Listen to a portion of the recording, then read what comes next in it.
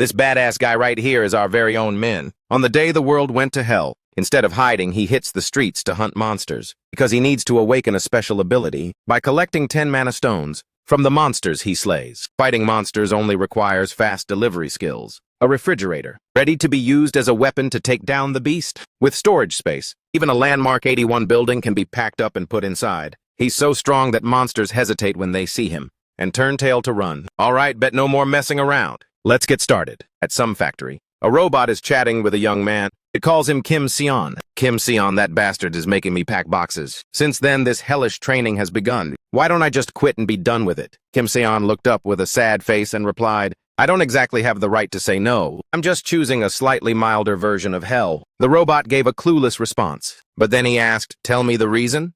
Why do I have to pack these boxes? I'm not getting anything out of this. It's just that no other subordinates were willing to do it, so I'm the one who has to. Kim Seon replied, pretty ridiculous, huh? The robot asked blankly, I'm sorry, I don't quite understand. Could you please explain that again? Oh no, I mean abnormal product detected. This product will be recalled. Kim Seon sighed and said, all right, just do your job. Suddenly, another robot approached Kim Seon from behind and said, transport in progress. Please clear the way. Hearing that Kim Seon jumped out of the way, the robot passed by quietly and said, thank you. With a look of total exhaustion, Kim Seon sighed and blurted out, so cold-hearted. Why are there so few humans at this logistics center, no matter how I look at it? One thing is for sure, this definitely isn't the place for me. Thinking back to 2 months ago, right after I got discharged, the honeymoon phase of being out was way too short. When my parents suddenly moved to Uijeongbu, leaving me all by myself in a studio near campus, and just like that, my life as a loner began. So I started looking for a job. Besides my parents prepping 6 months of rent, I also had a savings account, tucked away from my time in the military, plus the government support for large families. So I wasn't in a huge rush, but the problem was I was dead wrong. I took a job at a cafe. But the world isn't all sunshine and rainbows like I thought. They don't hire people without experience. Forget that main character life. Not only did I not get an interview, but I got ghosted right at the start.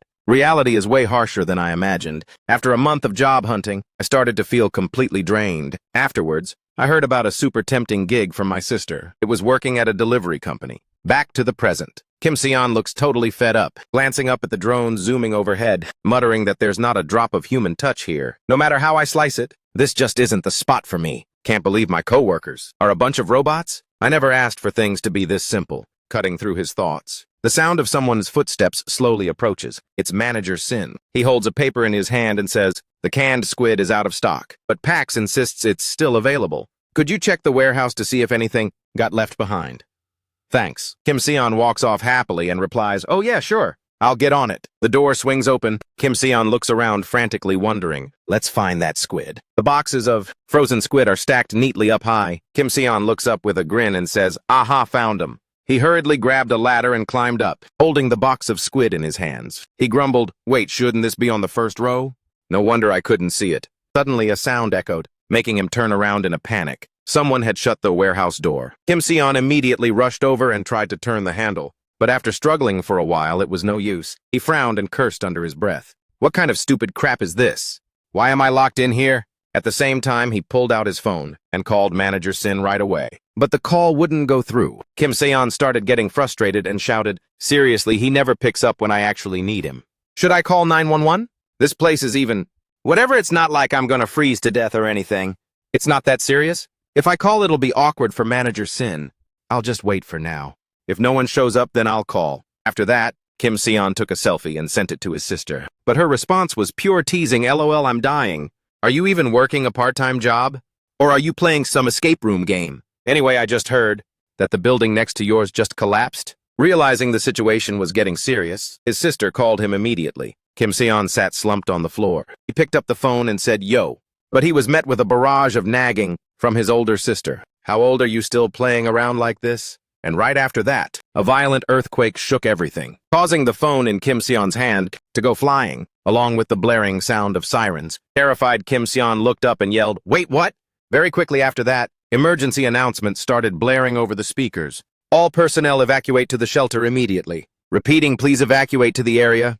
Kim Seon, pale with fear, scrambled to his feet and bolted like crazy toward the emergency exit. But what lay before him at this moment was nothing like he had hoped, causing him to cry out in despair, oh no! Kim Seon frantically began pounding on the door, screaming, hey, I'm in here! There's someone in here. He immediately whipped out his phone to call 911, but looking at the signal bar's 0, he couldn't help but panic. Why is there no signal? Kim Se-yeon was utterly terrified, thinking, ugh, if a war has really broken out. Suddenly, as if hearing a sound, Kim Se-yeon looked up toward the door. Right in front of him were two dents created by something absolutely terrifying. Kim Se-yeon's hands trembled as he let go of the handle, thinking to himself, I don't even need to be told what that is. If I make even a single sound, I'm a goner. That definitely wasn't caused by a human. What should I do? 3 days later, Kim Se-yeon was scouting for anything to fill his stomach. Finding an instant meal, he opened it up and sat down near the door, with a look of utter hopelessness, trying to force small bites down to fight off the hunger. Thinking, I've been in this warehouse for 3 days now. Something massive must have happened out there. That's why nobody's come looking for me. Is it war? I have no idea what's going on, but clearly being trapped in here has saved my life. That annoying daily alarm clock suddenly went eerily silent. Since yesterday, so now I can actually sleep. How much longer do I have to stay here?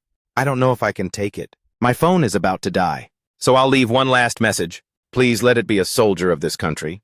Who opens this warehouse door? And I hope my family is still safe. Snapping out of his thoughts, Kim Se-yeon sighed dejectedly and said, it's actually nice not having that alarm go off. But what the hell is even going on? I hope everyone is okay. Suddenly, a notification window appeared in front of him. It read, you have been chosen for the Awakening Aptitude Test. Kim Se-yeon looked completely bewildered, but he couldn't help being curious about it. He intently read further. Subspace Inventory Level 1. You can store anything. Inside this subspace, uses 1.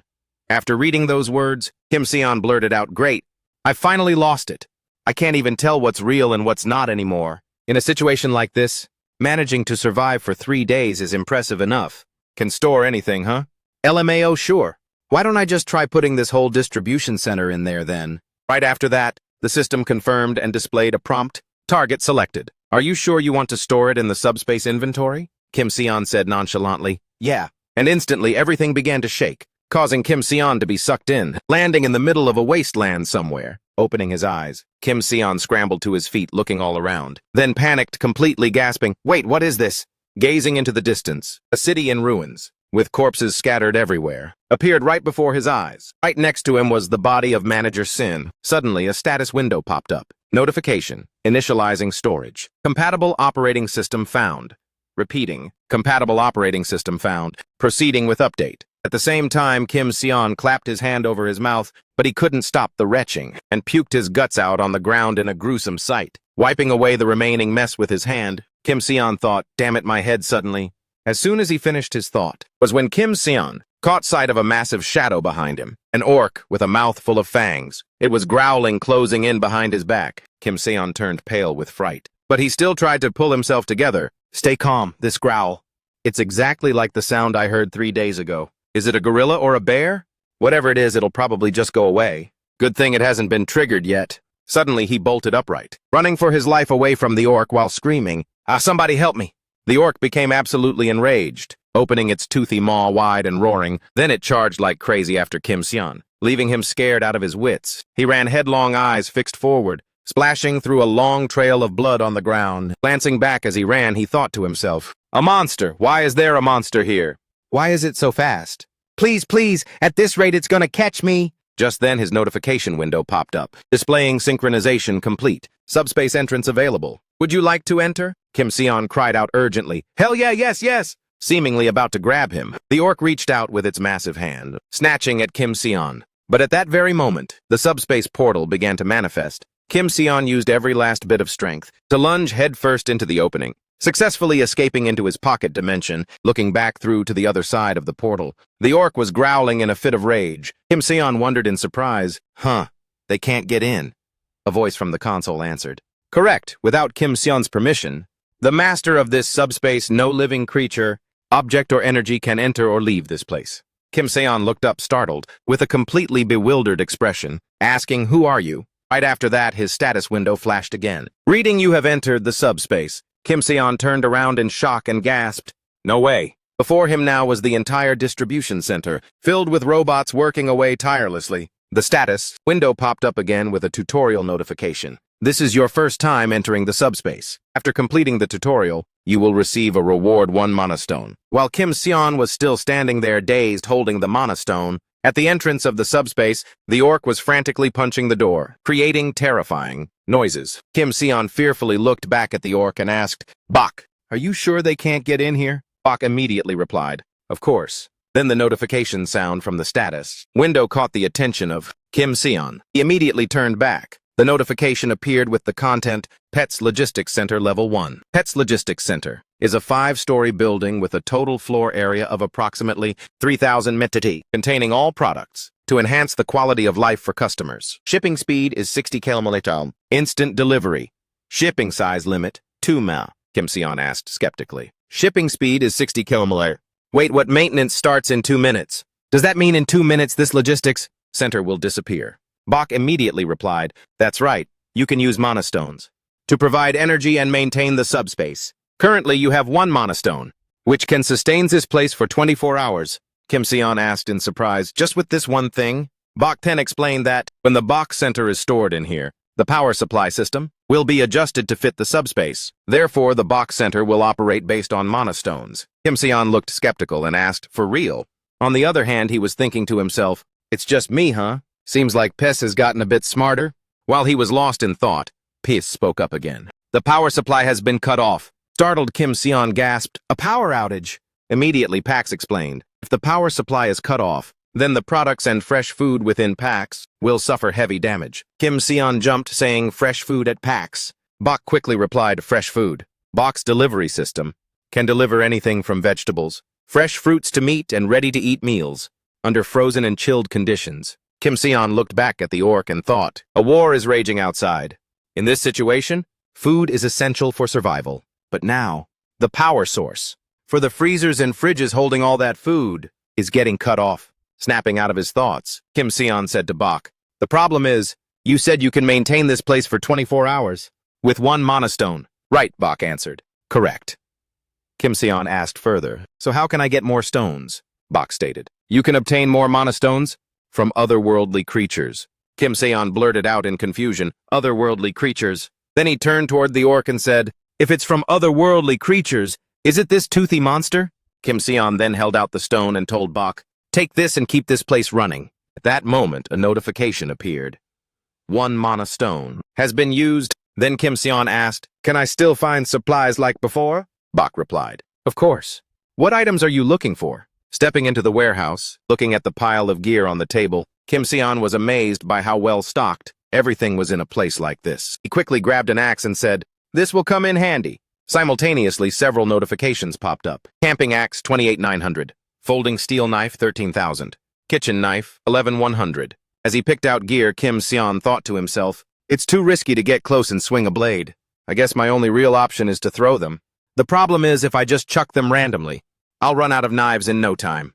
Can any of these even pierce through that thick hide?" He gripped the axe and stared at the orc. Kim Seon sighed and muttered, looking at the situation, "That thing won't leave until it's torn me to shreds. Wait, I don't actually need to kill it in one shot. Even if it doesn't die immediately, if I can just wound it badly, I can figure out the rest later. Yeah. All right, let's just draw first blood. I can do this. Check me out, Kim Seon is in the house." Instantly, Kim Seon wound up the axe and hurled it straight at the orc. But it failed to finish it off, or even cause a serious wound. It only made the beast growl in fury, loud and menacing. Kim Seon cursed under his breath, "Damn it! What the hell is up with those muscles? Hell, what am I supposed to do now? No matter how accurately I throw those knives, they'll probably only give it a scratch. This axe is my only hope. 1 left in the box?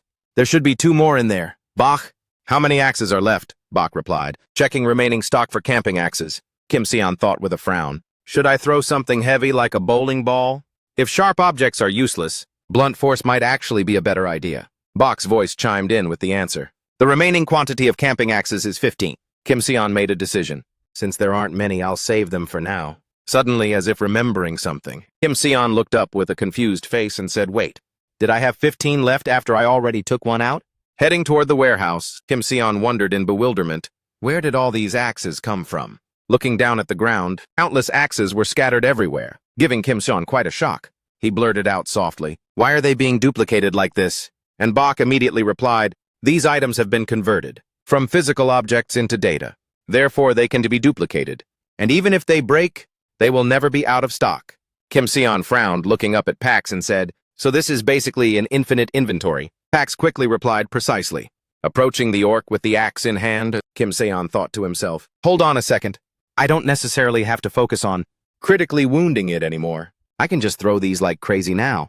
I have a feeling my arm will snap before this monster dies. Just then Pax suggested, you don't have to throw them yourself. There is an automated system outside the subspace. However, transfers can only occur every 30 seconds, and you can reduce the transfer time by honing your skills. Kim Seon asked back intrigued. Transferring is a skill, so how do I use it? Bach explained, just think of the item and say dispatch. It will be sent out automatically. Hearing those words, Kim Seon looked back at the toolbox and said dispatch. Immediately an axe flew out, slashing right into the orc. It sent the creature flying, leaving it flat on the ground. Shocked, Kim Seon looked up at Bach and asked, what was that velocity? Bach replied. The current default velocity is 60 km. Kim Seon asked in surprise, wait, 60 km? So that's what transfer velocity actually means. X agreed and further explained that, if you wish you can change the velocity. Currently, the maximum velocity is 75 km. If you want a higher velocity, the skill level needs to be increased. Kim Seon asked curiously, how can I level up? My skill, Bach said, you can upgrade your skills using mana stones. Looking at the orc slumped on the ground, Kim Seon suddenly had a few ideas. He quickly called out, Bach, I need to find some things. And immediately, Kim Seon tossed his old shoes aside. He put on light combat boots, 52,000, and military tactical pants, 78,000. A detailed map of the Seoul metropolitan area, 31,000. 12-color pen set 6,500. Then using the pen, he circled key locations, such as Gwangjin-gu, Gangnam-gu, Yonggu, and Dobong-gu. After a moment of planning the details, Kim Seon laid out his strategy.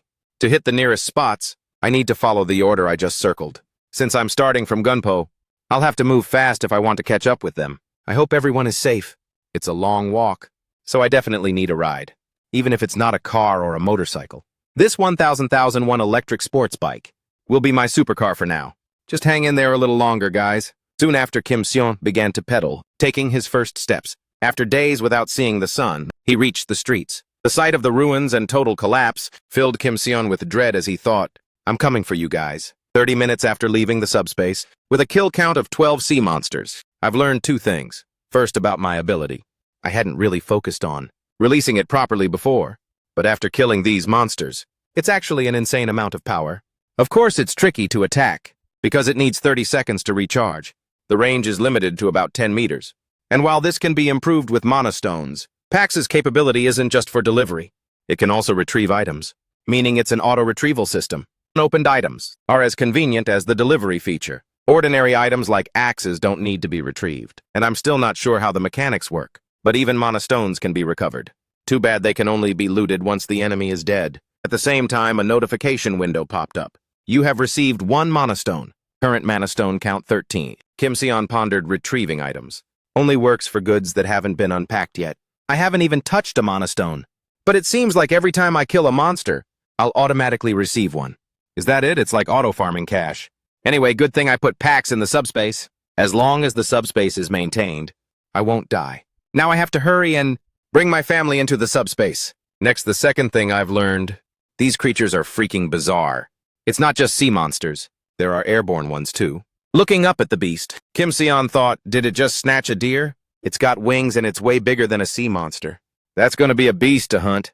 Wait, am I tripping? Who's crying that loud? Blood-curdling scream from someone caused Kim Seon to quickly turn around. It was a young man frantically running away from something.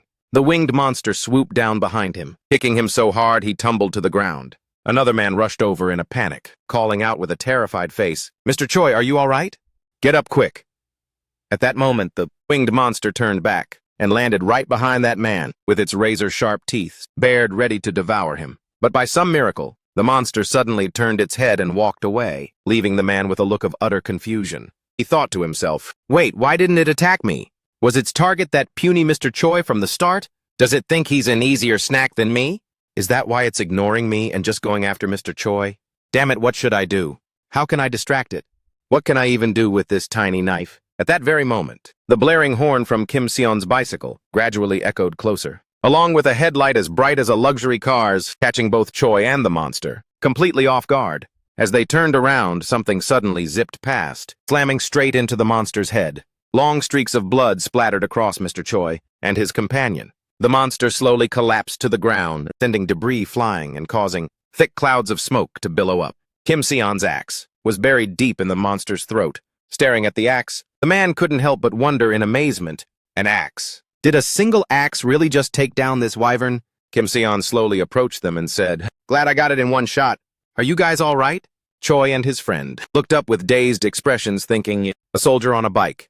He killed a wyvern with an axe while riding a bike. Immediately, the two blurted out, "Soldier, you're a soldier, right?" The question caught Kim Seon off guard. The two of them bowed deeply to show their gratitude. "Thank you so much. Thank you for saving our lives." Kim Seon adjusted his bike light and replied, Yeah, I'm just glad you're alive." He then pointed to the logo on his uniform and said, "Actually, I'm not a soldier, as you can see. I'm wearing the PAX Center uniform." Choi asked, puzzled. "Wait, you're a PAX Center employee. I really thought that gear was military issue." The man next to Choi added, "Even if you aren't a soldier, your skills are definitely next level. You actually managed to kill a wyvern with an axe while riding a bike." Kim Seon looked up and asked curiously, "So you know about abilities too, sir?" The man replied, "That's right, my ability has awakened as well. Even though it's just a driving proficiency skill. In this current mess, I haven't had a chance to use it yet." Choi put his hands on his hips and chuckled, "Man, I'm so jealous. My ability still hasn't awakened. Anyway, being able to help people around here is already a huge relief." Kim Seon asked inquisitively, "Are there any other survivors nearby?" Choi quickly answered, "Yeah, as you know, this is Zone C, an area packed with logistics centers, so there were a lot of people here. It wouldn't be so bad if it were just people gathered here. But the monsters are swarming here too. Most of them are already gone, attacked, killed, and eaten alive. There are probably about 10 or 15 people left. The remaining survivors are isolated in Zone E, down in the basement. We came from there, and we're scouting for a route that vehicles can actually pass through while looking for essentials. But then a whole building just vanished." Kim Seon thought isolated vehicles. Interrupting Kim Seon's train of thought, Choi continued, "Hey, instead of just talking here, if you don't have anywhere specific to go, you should join us. We're on the 4th basement level, and the monsters haven't attacked there yet. At least you'll be able to sleep soundly, and we can hook you up with a snack." Kim Seon looked hesitant, thinking to himself, "Should I go?" He definitely mentioned cars, which means they have a way to move around, right? I don't really need food or a place to crash, but I do need info, especially regarding transportation.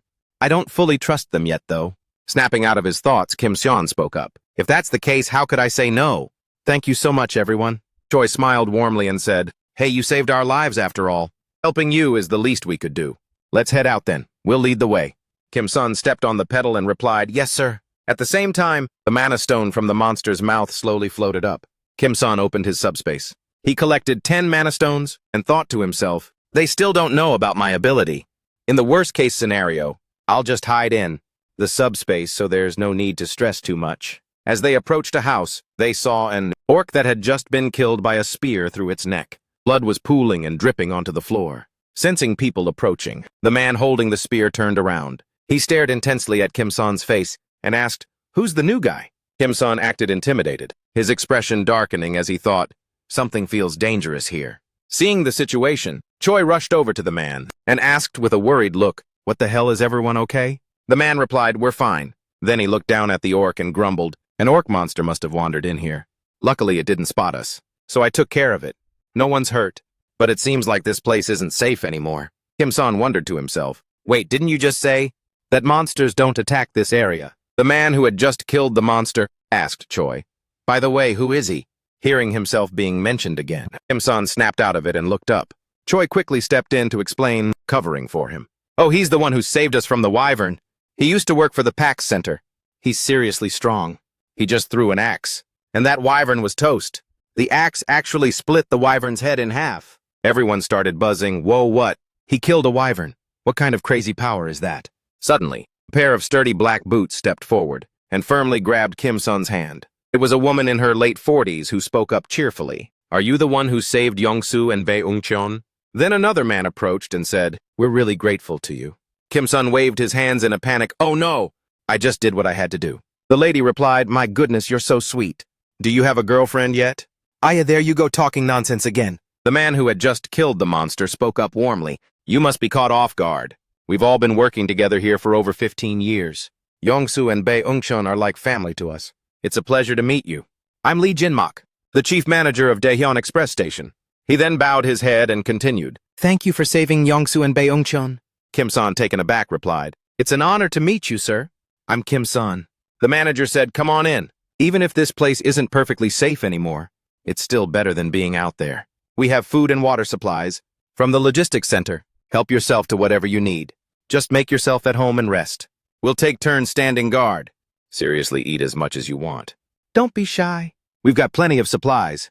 And if we run out, we can always go back to the logistics center for more. Suddenly, Choi's friend came running over out of breath. Looking awkward, he said, Chief Manager, there's something I need to tell you. The logistics center is gone. The chief manager turned around and asked irritably, What do you mean the logistics center is gone, Choi? He hesitated before continuing. It's true, it really just disappeared. That's the whole reason. Why that wyvern was chasing us? Another person in the group spoke up, sounding skeptical. No way, how is that even possible? How could a building that massive just vanish like that? The chief manager let out a sigh and added, Monsters are everywhere now. These days, is anything really impossible anymore? Another person chimed in. Manager, what are we supposed to do now? The chief manager waved his hands to encourage everyone. No matter what, we have to dig that tunnel. If we stay here, things are only going to get worse. Don't lose heart. It's just that our schedule moved up a bit. Let's try to dig this tunnel as fast as we can. The older lady replied with a look of determination. Right. Even without that center, the time to leave was coming anyway. All right, let's get to digging. Kim-sun approached the chief manager and asked, Sir, what's this about digging a path? The man replied. You probably heard it from Yongsu and Baeongcheon. We all have homes in different places, so having transportation is essential. Kim-sun quickly asked, Transportation? We actually have vehicles, the manager answered. Yeah, they're everywhere. But the problem is the roads are all blocked. The golf course blocked the way north. To the east, it's blocked by trucks and the highway. The southeast side is completely destroyed. The tunnel to the west is the only way out, but unfortunately a pack of wyverns is guarding it. Up until now, we've been surviving on food and drinks from the logistics center, but now we have no choice but to get out of here. Kim-sun was surprised and thought, so we have the vehicles. We just need to dig the tunnel. Seeing that Kim-sun looked worried, the chief manager said kindly, Oh, Kim-sun, you don't need to help with the digging. The blocked roads only stop vehicles from passing. There are still other ways to get out of here, like going on foot or by bicycle. Kim-sun blurted out, No, I need a vehicle too. I think I should help with digging the tunnel as well. Then he thought to himself, if it's just a few wyverns blocking the tunnel. No biggie. It might take a little time, but I can take them down with my current abilities. The man laughed heartily and said, I wanted to stop him, but young Kim's son here is dead set on going, you see. But hey, you can't hide. Your own strength forever. Kim-san also let out a cheerful laugh and said, I'm just glad if I can be of any help. Then he thought to himself, still I don't need to show them all of my abilities. They seem like decent people, but I can't let my guard down yet. They're not like me. They were lucky enough to find a safe shelter. They managed to survive while I was stuck. They have tons of food and water from the logistics center, but they haven't revealed the exact numbers. They know exactly how vital food and water are. It's not the kind of information that they'd just easily share with a stranger. Whatever, I just need to be more cautious. Then Kim-sun made a request to the chief manager. I want to assess the situation in the tunnel and the size of the wyverns. So I'm going to scout ahead a bit. Scene changes to a corner somewhere. Kim-sun opened the notification window and thought, in that case I can use my abilities to clear the way. With the upgrade items I got from killing those sea monsters and 5 stones, I can reduce the cooldown time by 5 seconds. What's this? Item precise delivery unlocked. Automatic delivery to specific destinations. Cost 10. Express delivery. Instantly deliver up to HAL items. Cost 10. Scheduled delivery. Automatic item delivery. Delivery time can be set at your convenience. Kim-san gasped in surprise. I'm not sure what scheduled delivery is, but the other ones are absolutely insane. But each use costs 10 magic stones. How many do I have left again? Then, wearing an excited expression, he thought to himself, good thing I hoarded these magic stones instead of spending them on upgrades. If I have to face a swarm of wyverns, there's something else I need to level up first. Once I tell them that I'm scouting ahead on my own, I'll exploit their trust, secretly take out all those wyverns, loot the magic stones, buff my stats and clear that tunnel out. While he was lost in thought, an older guy suddenly hopped into the driver's seat, leaving Kim-sun completely stunned. He turned around and said, going solo is way too dangerous. Kim-san replied, visibly annoyed. No, uncle, you were just being chased by a wyvern. The man replied, that's true, but we can't let you go out there alone. If you don't even know the directions, and I trust that you'll save us again. just like you did before. Caught off guard, Kim-sun replied, "Thanks for trusting me." "But uncle, you said this is the first time you've used this ability, right? Can you actually see a status window?" The man answered, "No.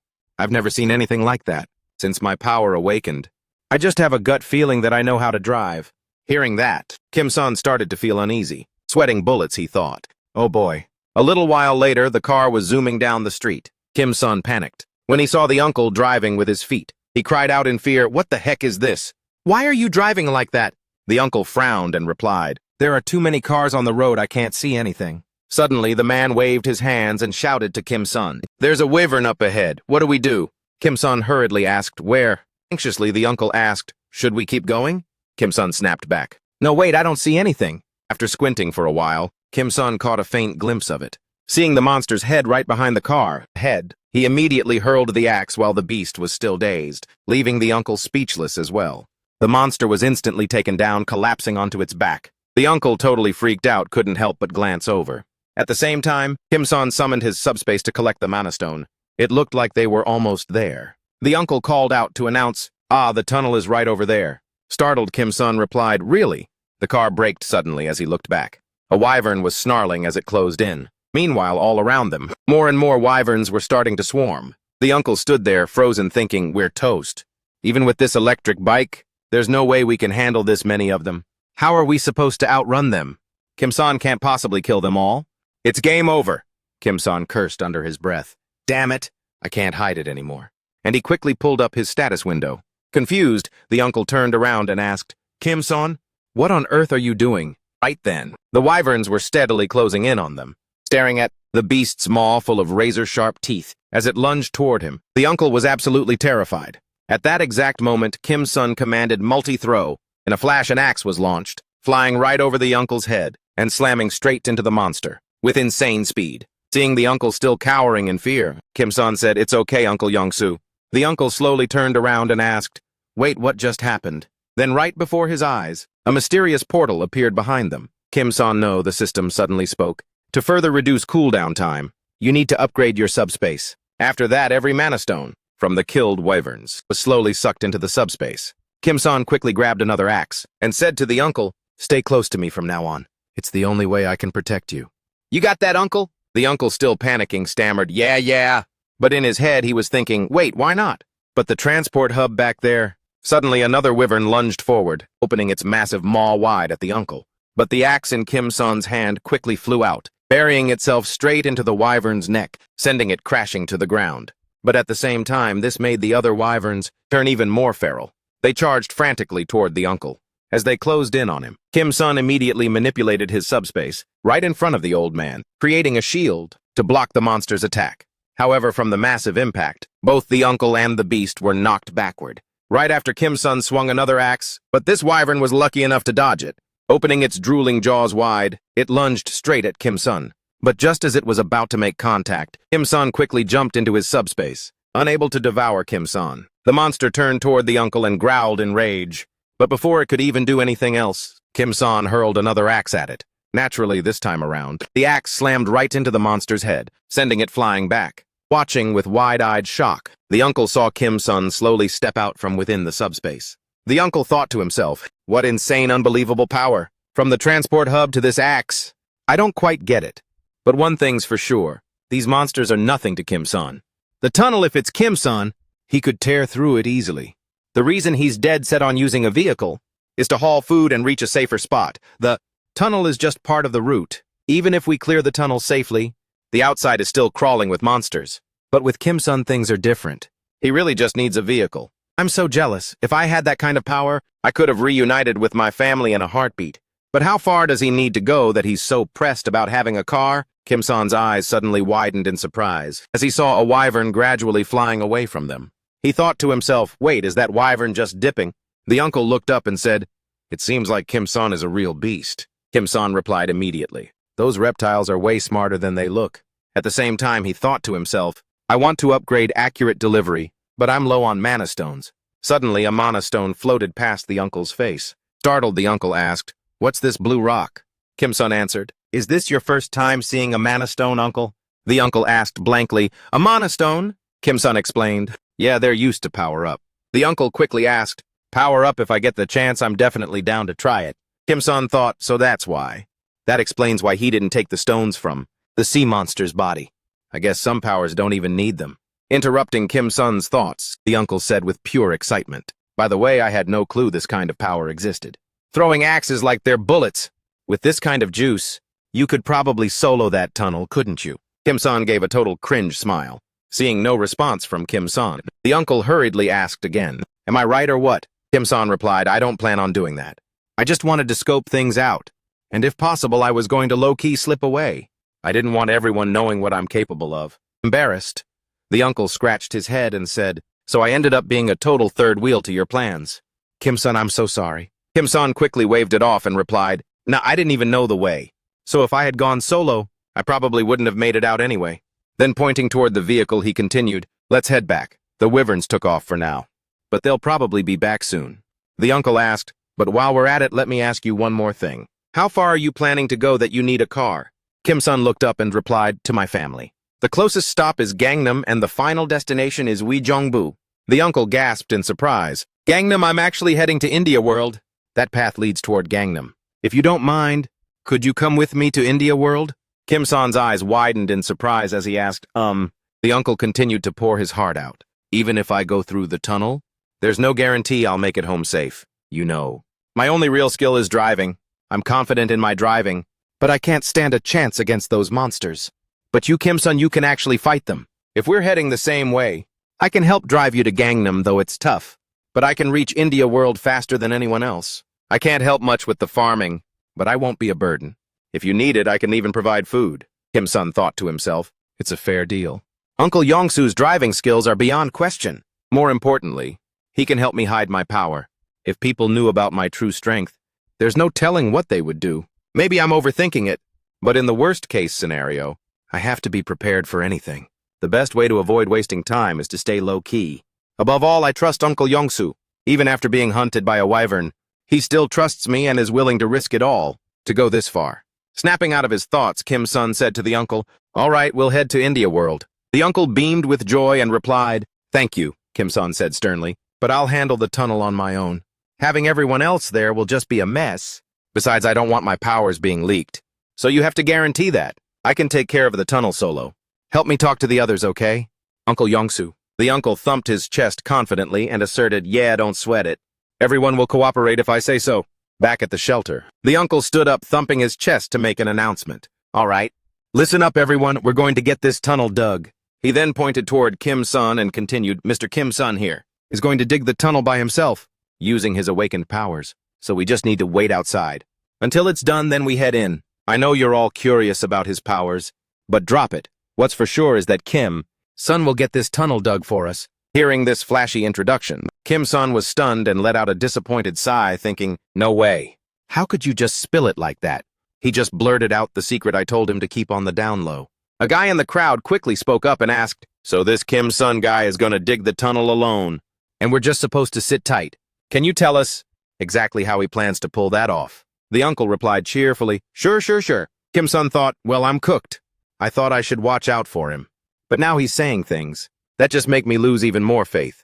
I don't know anymore. Death is right around the corner, so there's no other choice. I've got to move faster. Snapping out of it, Kim-san spoke up and told everyone, tomorrow night, the tunnel will be finished for you all to move through. Looking at the manager who was shaking his head vigorously, Kim-san thought, why do I even have to convince them?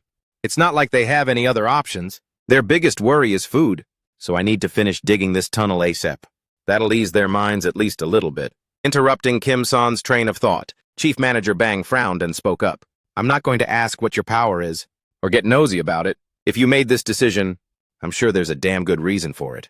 If our help is just going to get in your way, then we won't interfere anymore.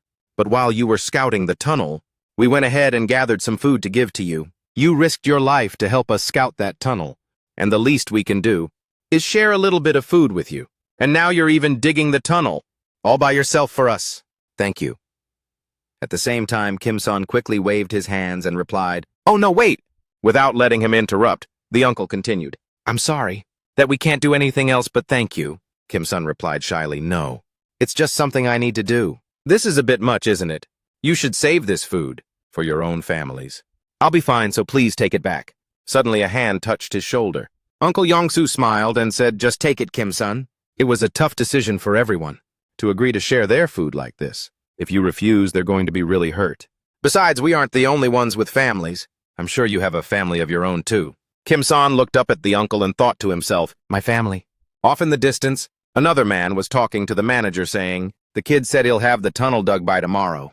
So is it time to bring that out yet, Chief Manager?" The Chief Manager replied, "Yeah, what are we waiting for?" Immediately after, bottles of beer were brought out to celebrate. Cheerful laughter and chatter filled the air. "It's time, bring 'em over here.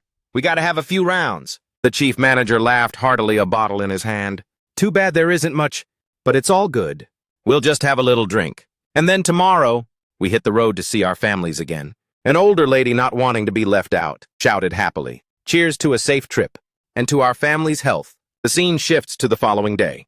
Kim-sun was ready, axe in hand. Sitting on his electric bike, he glanced back over his shoulder. "Flashy a happy smile," he said. "Don't worry, I'll go inside first." Everyone there seemed to be pretty worried about this young guy. As the pedals started moving, it was also the moment Kim-sun drew closer to the bunker entrance with every stroke. With a look of sheer determination, Kim-sun told everyone, "I'll be back soon." After riding for a bit, the bike suddenly braked. The Phi Longs spotted Kim-sun approaching and began crawling toward the bunker entrance, growling as the clock winds back many years into the past, to the day when Kim-sun was still a little kid. His father's voice gradually rang out. "Are you two fighting again?" Kim-sun, with a bruised eye at this point, pointed to the side and replied, "She hit me first. She's always picking on me." The older sister immediately yelled out in frustration, "When did I ever pick on you?" The father looked completely disappointed and said, "Oh boy, you kids are making a huge scene again. But honestly, you two look really great standing together. Since I'm an only child, I've always been jealous of the sibling bonds in other families. So you two have no idea how much I envy what you have. Even if you can't stand each other right now, there will come a day when you realize just how much you appreciate and cherish your family. A heart full of love." Right as he finished his sentence, Ladle smacked the father right in the back. The mother shouted out, sounding totally pissed off, "Didn't I ask you to come help with dinner? I was wondering why you were taking forever." So this is where you were. Family. My family. The scene shifts to the previous night. At the community gathering area, Kim-sun is intently listening to the head manager's story. The man is currently sitting there weeping miserably. "My son, Dad misses you so much." An older man nearby tried to comfort him. "Oh no, the manager is at it again." Then someone snatched the liquor bottle out of the manager's hand. By now, night had slowly fallen. The moon was hanging high overhead. The head manager and everyone else were wasted, and out cold, sleeping soundly. "Old man." Yonsu suddenly woke up, looking around dazed for a restroom. After pacing back and forth for a bit, he thought to himself, "Where did Kim-sun go?" Then he quickly got up, ran to the door, and asked two people, "Where is Kim-sun?" A lady replied, "He said he was going out for some fresh air. Maybe he's just feeling a bit uneasy." So Yeonsu ran off in that direction, searching everywhere, and finally discovered Kim-sun was standing next to a truck. Seeing the old man, Kim-sun greeted him. "Oh, Uncle Yeonsu." The old man asked, "You must be exhausted. Why aren't you sleeping? Is this place too uncomfortable to get some shut-eye?" Kim-sun quickly answered, "No, it's not that, I'm just having trouble sleeping." The old man curiously peeked into the back of the truck and asked, "What are you doing?" Kim-sun replied, "Oh, it's nothing, uncle." Inside the truck bed, there were rows of packed cargo boxes, along with Kim-sun's electric bike. Uncle Yeonsu gasped in shock. "Whoa! All of this?" Kim-sun calmly said, "I'm only carrying half, it's not too heavy. The bike can't fit everything, but this should be enough. This is the last load." Yeonsu turned and asked, "The last one? What do you mean?" "You mean you've already filled 15 of these trucks?" Then Kim-sun closed the truck and reminded Yeonsu to keep it a secret, to which Yeonsu said, "I mean, even if this is a distribution center, stocking this much food." Kim-sun replied, "It's fine, there's still plenty left." But Yeonsu was still stunned, thinking to himself, even if there's a surplus of goods, distributing them so generously. You've really returned to the tunnel. Right now, a Phi Long has been struck by an axe and collapsed to the ground, along with streaks of blood dripping down his mouth. Kim-sun stood calmly inside his subspace, looking toward the next wave of monsters. Suddenly, he thought to himself, I wish I could bring all of them into the subspace and move somewhere else. Immediately after, he spoke up and asked Beck, "Can I bring other people into the subspace?" Beck instantly replied, "At your current level, it's impossible. But if you reach level 2, the subspace's capacity can hold up to 20 people. To reach level 2, you need..." Hearing this, Kim-sun quickly checked the notification screen. To reach level 2, 100 mana stones are required. His current stone count was 32, Kim-sun thought. The number of wyverns left in the bunker is probably around 40. A few ran off, maybe 1 or 2. Leveling up is basically impossible right now. Luckily, I upgraded precision delivery, which is why I could kill so many. Without that upgrade, I would have caught way fewer than this. If I want to bring my whole fam rally into the subspace, I have to upgrade. Suddenly, something appeared before his eyes. A massive dark shadow was slowly approaching. It was a colored wyvern with glowing eyes, staring menacingly at Kim-sun. Meanwhile, outside the bunker entrance, the sun was now high in the sky. Everyone was still anxiously waiting for him to return. An auntie spoke up and asked, "Is Kim-sun going to be okay on his own?" An uncle nearby replied, "If we try to help and just end up making things worse then, let's just stay calm and wait a bit longer." A bald uncle exclaimed with a look of pure shock, "Whoa, whoa, look! Kim-sun is back." Right at the bunker entrance, Kim-sun was pedaling his bicycle, slowly emerging, on the shoulder of his shirt, which was now soaked in the blood of those wyverns. Seeing him approach, everyone burst into cheers of victory. Everyone looked hyped and absolutely thrilled. The general manager had everyone gather in a circle and said, "You all worked so hard for a foolish manager like me. I hope everyone gets home safely, without a single scratch." Uncle Yongsu replied, "Thank you for everything. Manager, we hope you get home safe and sound, too." Kim-sun looked bashful, scratching his head as he said, "Oh, right. If you run into trouble on the way home, be sure to open the truck bed. I've prepared a few gifts in there. I'm sure they'll be helpful to you guys." The general manager asked in surprise, "Gifts?" Shortly after, the trucks moved out eagerly, embarking on the journey back to their homes. After saying goodbye to everyone, Kim-sun's vehicle gradually entered a ruined city littered with the corpses of monsters, as well as the bodies of soldiers whose legs had been bitten off by the beasts. With a somber face, Kim-sun thought to himself, "I have no other choice. With monster carcasses and vehicles everywhere, none of the roads are clear. It'll be the same no matter where we go. Uncle Yongsu is going to have an even harder time. Still, seeing the soldiers' bodies scattered all over the streets like that means the situation is way worse than I thought. If I had come out just 3 months later, then maybe..." Cutting through his train of thought, Uncle Yongsu spoke up. "Kim-sun, the road looks blocked up ahead. It looks like the soldiers set up that barricade, as if they were trying to hold something back. We'll have to take another route. There's probably another bridge we can cross." Kim-sun said, "Hold on a second. Over there at the end of the bridge, I think there's something. I see what they were trying to stop. Damn, just how many of them are there? If I can kill them all, I'll finally be able to upgrade the subspace," Yongsu said fearfully. I'm turning the car around, okay? There's bound to be another way around." Kim-sun glanced over at the pedestrian walkway, but the path was blocked on both sides, making it very narrow. After thinking for a moment, Kim-sun spoke to Yongsu. "Uncle, can you drive up onto the pedestrian lane?" Yongsu replied in surprise, "Yeah, I can. It's tight, but it'll fit." Kim-sun said cheerfully, "I just thought of a way to get through without having to turn back." "Just go that way, Uncle." The uncle looked terrified, as an orc up ahead was frantically attacking a pack of mad dogs. But a moment later, because the mad dogs were too many, the orc was defeated and collapsed to the ground. Chunks of flesh were ripped away by the dogs, devoured hungrily. It was a gruesome sight. Sweating bullets, the uncle said to Kim-sun, "I'm not so sure about your idea. But are you seriously planning to cross this bridge?" Kim-sun nonchalantly replied, "Of course, it's easier than you think. By the way, have you heard of that game where 3 races declare war and attack each other? It's a space strategy war game called StarCraft." The uncle responded with a start. "How would someone from my generation know about that?" Kim-sun explained. "In that game, players can customize maps and settings however they like. One of my favorite maps is one where you have to wipe out monsters with limited units and terrain. What's happening right now is a lot like that map." The uncle thought to himself, bewildered. "A map where you have to wipe out monsters with limited units and terrain. What?" Then the car slowly backed up, smashed through the iron mesh, and squeezed into this pedestrian lane. A loud noise caught the attention of the monsters nearby. Kim-sun opened his status window and said, "I used to wonder when I'd ever have to use this, but it looks like the time has finally come." Kim-sun then activated and unlocked the auto-delivery system using 10 mana stones. His remaining balance was 27 stones. Kim-sun climbed into the back of the truck, opened the door and said, "Bach, use up the rest and upgrade this feature." Then Kim-sun slowly stepped down. At the same time, the system announced, "Used 5 magic stones to boost delivery speed to 100 km. With a look of pure excitement, Kim-sun said, "Nice, if you're full, then come and get it." Beside him, he had also opened a sub-dimensional portal. From behind, the mad dog monsters spotted him and charged at Kim-sun like moths to a flame. At that moment, Kim-sun managed to buy a double-door refrigerator worth 890,000. As the mad dogs closed in, Kim-sun immediately used his throwing skill to hurl the fridge at the monsters, absolutely wrecking them, one after another. They were sent flying in every direction by the massive refrigerators. A moment later, a notification window popped up. "You received 12 magic stones. At the same time, the stones were gradually collected into the inventory. Kim-san's son. He crossed his arms with a satisfied look and exclaimed, "Oh!" While I was digging the tunnel, I upgraded the delivery range and the precision delivery feature. Now I can throw axes with perfect accuracy thanks to this. But after using it, I realized that precision delivery doesn't actually lock onto a target. It just slightly adjusts the trajectory. Those mad dogs aren't just fast, they're lightning quick. If an axe is flying at 100 km, any dog running further away can definitely dodge it. On top of that, they just don't stop. Even if their own kind dies, they just keep on running.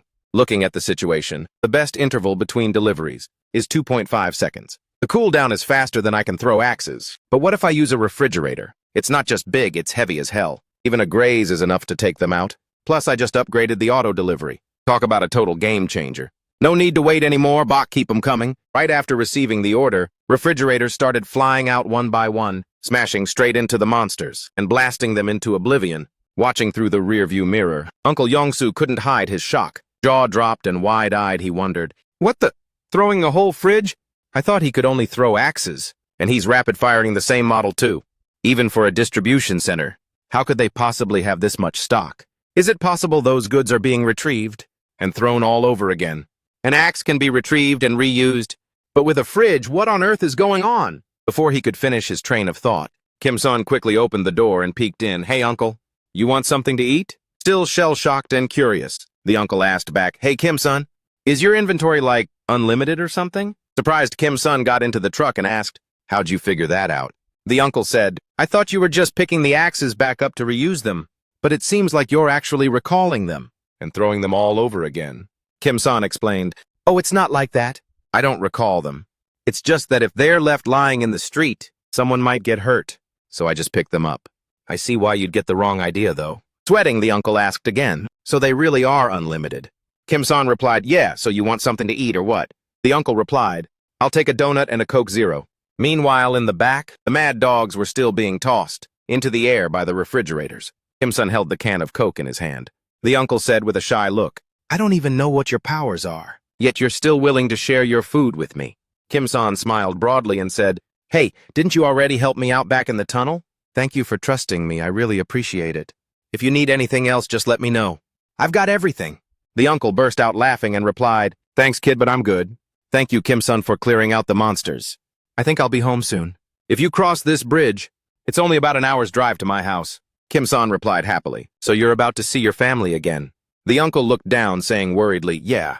I just hope nothing bad has happened and that they're still safe." Kim-san fell silent for a moment, then said to him, "But I was thinking, you can't exactly show up in front of them like this. Right, I think we need a little time to get everything sorted out.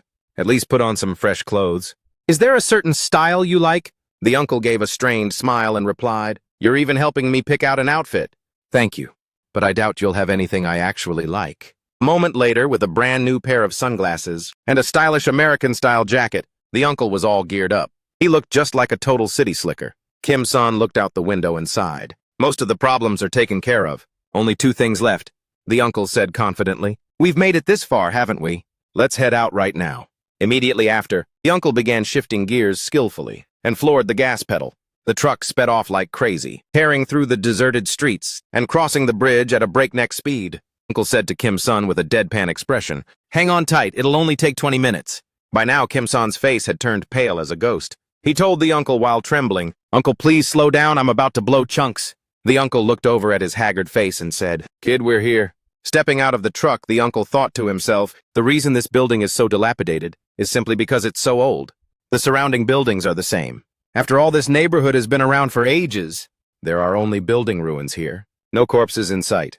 Unlike the main road where bodies are scattered everywhere. All right, my family should still be safe. I just need to enter the code and go inside. But standing before that door, Uncle couldn't help but feel consumed by anxiety and fear, causing his hands to shake uncontrollably. Kim-san understood exactly how he felt. He thought to himself he's probably too terrified to open it. He floored it, pushing the speed to the limit, to cut an hour-long trip, down to just 20 minutes. That's enough to show just how much Uncle Yongsu longs to see his family again. While driving, his family was the only thing on his mind. But what if all he finds are cold, lifeless bodies?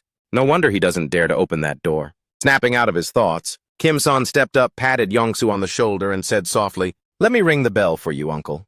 Uncle Yongsu looked startled. He frowned, thought for a moment, then replied, "Yeah, please." Kim-san stepped forward quickly, thinking, no one wants to see their family dead? Even with a 1% chance of hope, if I were him, I'd want someone else to open the door for me. Otherwise, I might never find the courage to open this door myself. Reaching the door, Kim-san glanced back and said to Uncle, "I'm ringing it now." Uncle lowered his head anxiously and answered, "Yeah, thanks, kid." A few seconds later, the door slowly creaked open. To the surprise of both of them, a woman and a little girl stepped out. "Honey?" she called, then burst into tears asking, "Is it really you?" Seeing that his wife and daughter were safe, Uncle couldn't hold back his emotions. Tears began to flow, and he immediately rushed toward his wife. He held them both in a tight embrace. With a trembling voice, he said, "Yeah, how did you know?" "How did you know to open the door?" The wife replied, "I heard voices and came to check. When I saw you standing at the door, I opened it," Uncle said joyfully. "I'm so glad you're both safe. I'm just so relieved." Meanwhile, the daughter hugged him tight, sobbing uncontrollably as she said, "I hate you, Daddy." After a while, the wife noticed Kim-san and asked, "But who is that?" Uncle replied, "The savior who helped me get here safely." Then suddenly, Kim-san collapsed to the ground, becoming dazed before falling into a coma. Recalling memories from years ago, Kim-san curiously asked his father, "Dad, why aren't you crying?" His father looked back calmly and said, "Food jelly isn't always about sadness.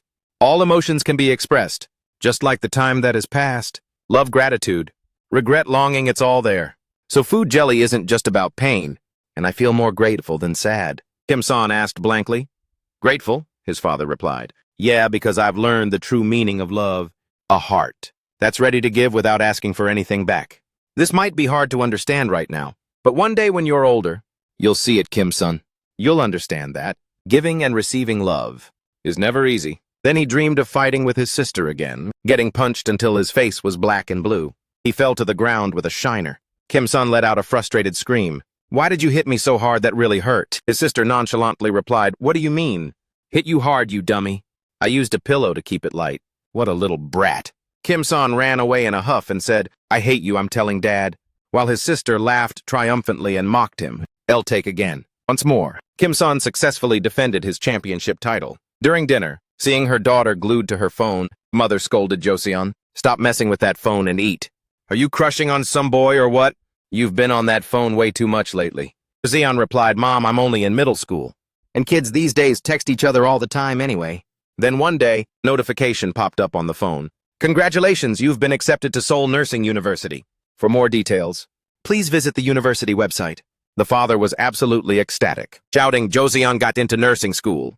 While sitting at the computer, someone approached Kim-san from behind, holding something and saying, "It's time." Kim-san turned around and asked, "Time for what?" The man handed the paper in his hand to Kim-san.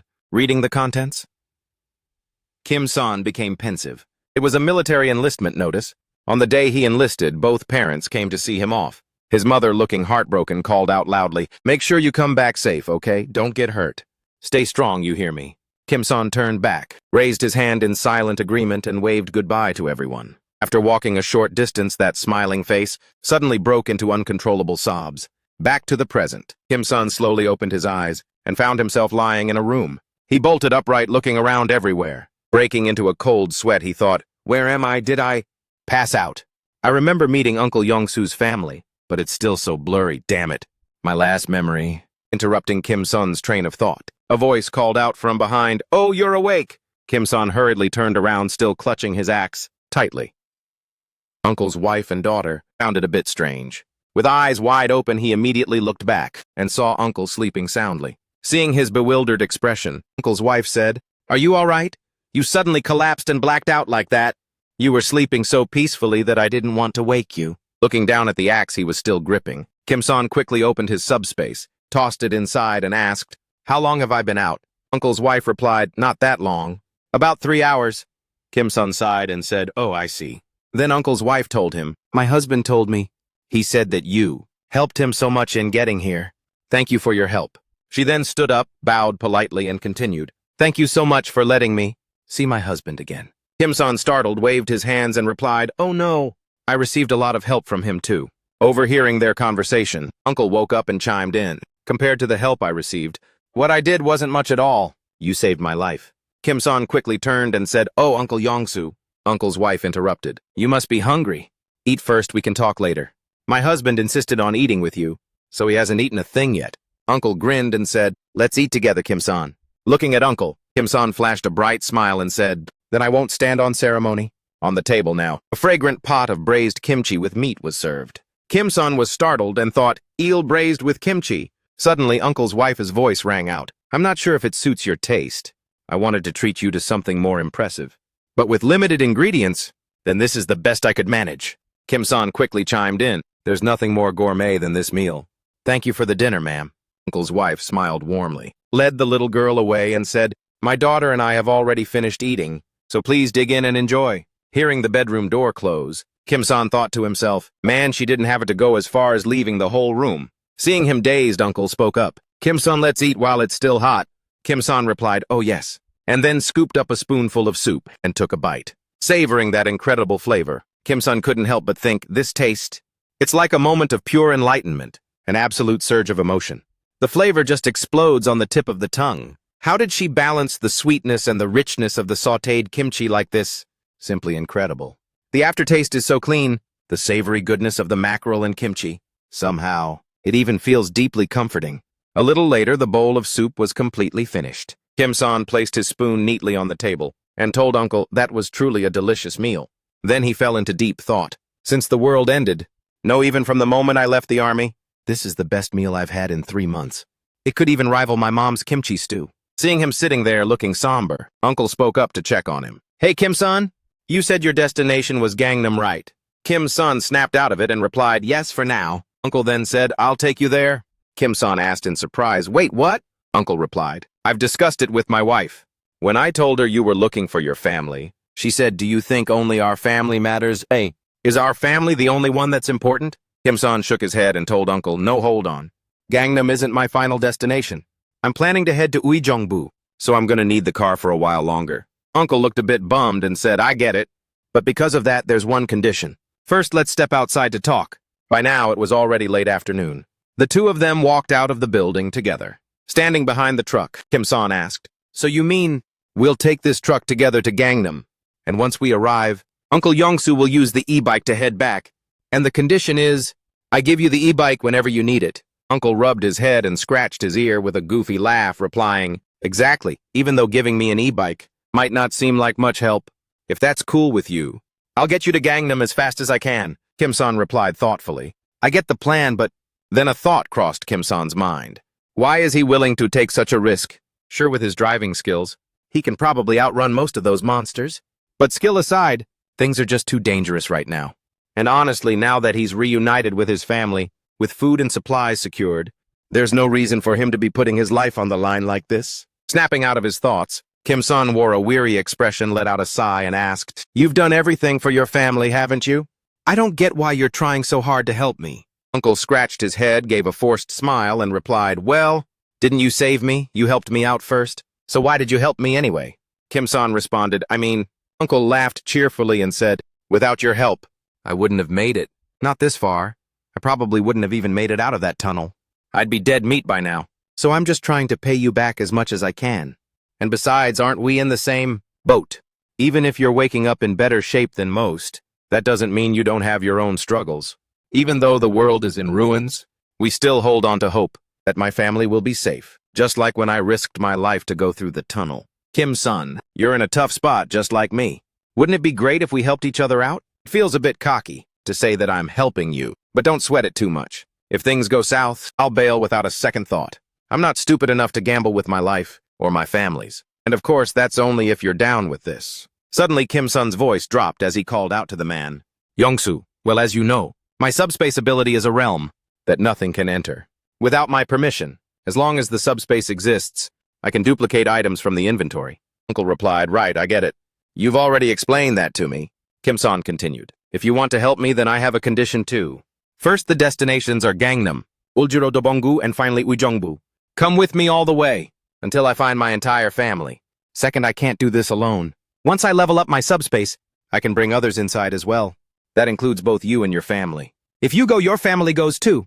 Thanks for taking out that bridge, demon.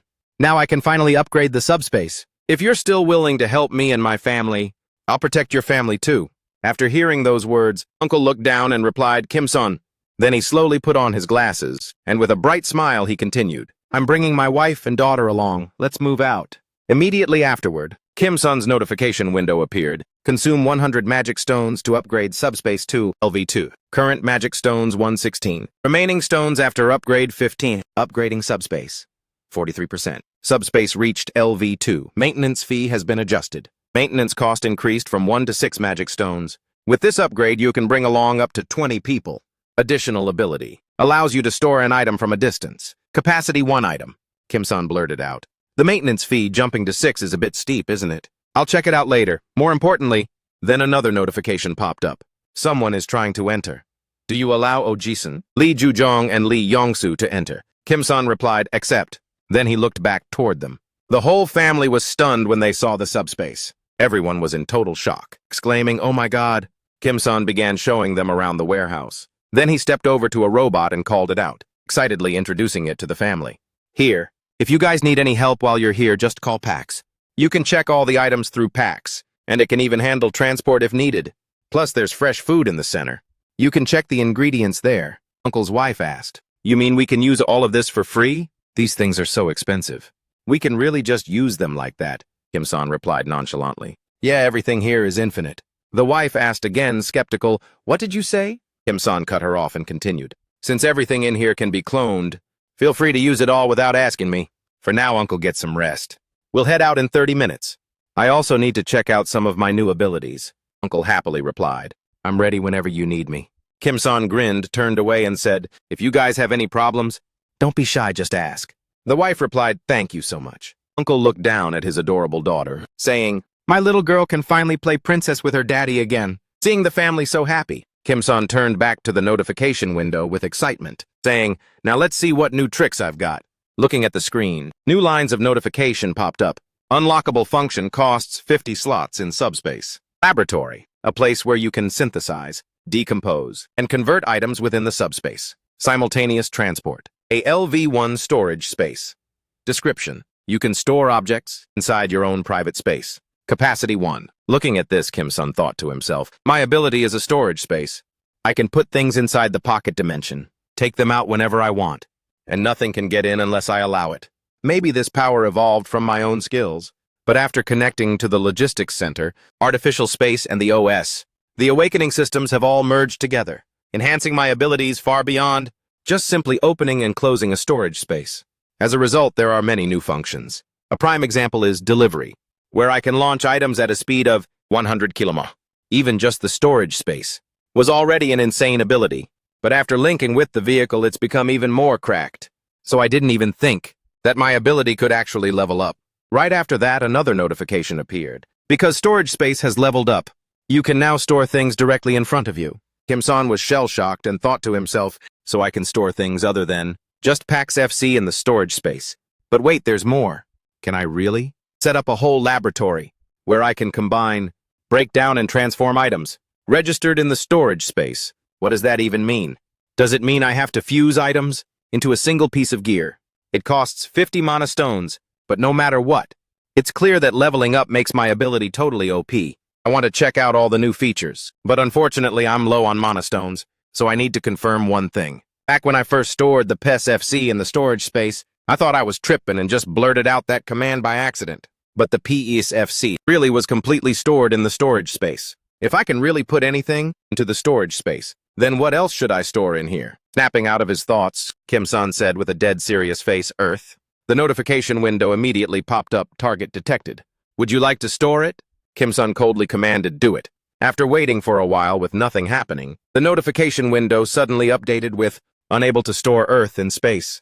Target dimensions exceed storage space capacity. Kim-san stood there dazed and muttered, holy crap. I didn't think it'd work anyway. Guess that makes sense. If it actually worked, that would have been too broken. At the same time, Uncle Yongsu walked over and called out, Kim-san. Kim-san turned around, startled. Uncle pulled out a map and said, I've checked the route to Gangnam. It'll be better if we stick to the main road, Kim-san replied. Oh, all right. But aren't you supposed to be watching your daughter? Kim-san added, oh, about that. He then looked over at the little girl and said, it seems she feels safe here. She played for a bit and then just passed out. I know I've said this a lot, but thank you so much. Kim-san smiled and said, you've helped me plenty, just as much as I've helped you, Yongsu. We're just helping each other out. Uncle followed up. That's right, we're in this together. I'll do whatever I can to assist you. After that, the two set off on their journey. Kim-san suddenly frowned and gritted his teeth, muttering, wait, why does everything feel so sketchy all of a sudden? He immediately looked over at Uncle. Uncle laughed and said, I can only help you with the driving, but when it comes to speed, I'm second to none, Kim-san said with a terrified look. Can you please slow down a bit? The uncle laughed heartily and replied, You helped me out, so I can't do that. All right, let's pick up the pace. Hearing those words, Kim-san knew exactly what was waiting for him. Tears started streaming down his cheeks. The car sped off like crazy through those ruined, desolate streets. The vehicle pulled up at some empty plot of land. Kim-san spoke up. It really is more deserted than the main road. Seems like there aren't many monsters. In places where there are no people. The uncle added, Yeah, I didn't even know a road like this existed. On the way to Seoul. I heard this area is a Bronze Age archaeological site, or something, so it was never developed. Even though the road is a bit rough, there aren't any monsters or strangers around. Kim-sun, looking pale, replied, Yeah, I just hope this road ends soon. The uncle noticed something and said in surprise, Is that a military roadblock with spikes up ahead? Is the army still stationed here? The military base is nearby. But Kim-sun interjected, No, I don't think so. The weapons and vehicles belong to the military, but those people aren't soldiers. At the same time, Kim-san glanced in the rearview mirror and spotted a car tailing them. Inside that car were two very tough-looking thugs. One was leaning out, scoping out Kim-san's vehicle. He calmly continued speaking to the uncle. They've probably been tracking us for a while. It looks like we can't avoid them anymore. Sweating, the uncle asked, What do we do? Kim-san turned and replied, I'll open a small portal under the steering wheel. So go inside first. If they intended to kill us, they would have opened fire long ago. At that moment, three thugs carrying rifles approached Kim-san's car, their faces full of murderous intent. Kim-san looked through the mirror and thought, There are three of them. A tatted-up guy approached, turned back to the two guys behind him and said, That driver is trash. I actually thought there was going to be a chase. Seeing him arrive, Kim-san tried to strike up a conversation. What's going on, man? The tatted guy acted all pissed off and growled. What did you say, what's going on? Get out and open the trunk right now, you idiot! Kim-san complied and immediately went to the back to open the cargo doors. Looking at the crates piled high in the truck, the tatted guy looked surprised and blurted out, Whoa, nice. Hit the jackpot. Then he asked Kim-san, So you're a transporter. Is all this stuff yours? Kim-san replied, That's right, man. The tatted guy corrected him. Nah, this ain't yours. It belongs to us now. Kim-san thought to himself. Just as I thought, they're after the food and supplies. Seeing that Kim-san remained silent, the tatted guy shot him a fierce look and asked, Where did you get all this? Kim-san hesitated for a moment before answering, From the logistics center. And even if I told you where the logistics center is, you probably wouldn't recognize it. The road there has collapsed and is blocked off. If you need more, I can go back and fetch some. The tatted guy curiously pressed further. How much more food like this do you guys have? Kim-san immediately replied, Oh, this is just a small amount. A lackey with chestnut-colored hair looked at his watch and said, Hey man, it's time. The tatted guy glanced back and said, That fast already. Guess we have no other choice. Taegong, take all of this back. Kim-san thought, It's time for what? The tatted guy continued, Mingu, move this truck. I'll take him. With lightning speed, he threw a powerful punch straight into Kim-san's stomach, causing him immense pain. He collapsed to the ground. At the same time, a chubby guy approached from behind, holding something and shoved it over Kim-san's head. In the darkness, Kim-san could only hear their voices. Sir, this is Seol-kyun. All right, bring him in. Is it this guy? Yes. He claims that he brought all the food and supplies from the logistics center. Time was running out, so I rushed him over here. Let me take a look at him, he said. Then a guy hurried over and ripped the bag off Kim-san's head. The light from a nearby bulb blinded him instantly. After a moment to regain his composure, Kim-san looked forward and thought to himself, Damn. Soldiers! While he wondered where they were taking him, a fat guy sitting arrogantly on a desk, puffing on a cigarette, stared intensely at Kim-san and asked, All right, I've heard all about you. You're the one driving the truck full of food and supplies, right? And you said this stuff comes from the logistics center, and that you're the only one who can get in there. Where exactly did you get them? Kim-san replied, Yeah, I got them from the logistics center. Sunbo, the fat guy, said, Smart. I should have hit up a place like that first, too. Kim-san asked in confusion, Where am I? What is going on? The fat guy leaned back in his chair looking exhausted and replied, Where do you think you are? Can't you tell this is a military base just by looking? What was it called again? The communications unit, no, the Joint Command Center. Kim-san flinched and thought, The Joint Command Center. The fat guy smugly put out his cigarette and continued, I was exempt from military service, so I don't really know the name. You want to know what's happening? Just wait, it's almost 6 o'clock, and he'll be here any minute. It'll be faster if you just see it for yourself. Kim-sun wondered, who is he? As soon as he finished speaking, a glowing red light flooded the room, accompanied by blood-curdling screams. The fat guy glanced at Kim-sun and said, he's here. Kim-sun rushed to look out the window. There were giant monsters flying across the sky. Kim-sun frowned and thought to himself, what is that? Is it a wyvern too? Why is it so terrifying? The fat guy spoke up. Looks insane, doesn't it? No cap, man? I thought I was pretty tough, but that thing almost took me out. Attacking it felt weird. It felt like I was punching a brick wall. See that soldier over there with his head smashed against the wall? Just look at that and you'll get the picture. The military tried to fight those monsters with guns, and they all ended up dead. But my point is, even my powers didn't do squat against it. So how could mere ammo be effective? That's why they recruited people to fight the monsters. But once I got here, I realized the monsters are cracked while the army is weak. Perfect, right? So I took over. Oh, don't get it twisted. I haven't killed them yet. I want to save you because you seem to know a lot. Maybe because I'm hungry, my health isn't doing too great.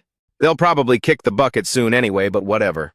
Back to the point. There's plenty of weapons and gear here, but we're fresh out of food. You'll go to the logistics center with my guys and bring back some food. We head out tomorrow morning. After I see what you can do, I'll accept you. You'll be part of our family. Joining us will be a huge W for you. We can protect you from monsters like that one. Kim-sun looked down and muttered, and this place seems perfect. Pack, storage. Sending the joint command center into storage space. Noticing Kim-sun's bizarre behavior, the fat guy frowned and snapped. What the hell are you talking about? You got a death wish. Suddenly, they were both sitting on a patch of empty land. The command center had completely vanished. The fat guy couldn't help but scream in panic. What the? Then he quickly glanced around, looking at his subordinates who were staring blankly at the sky. The fat guy panicked and asked, what the hell? What just happened? Why did the building suddenly... Kim-sun was now feeling extremely sick to his stomach. Saliva had already started pooling and drooling from his mouth. He thought to himself, damn it, just like when I put my pets in.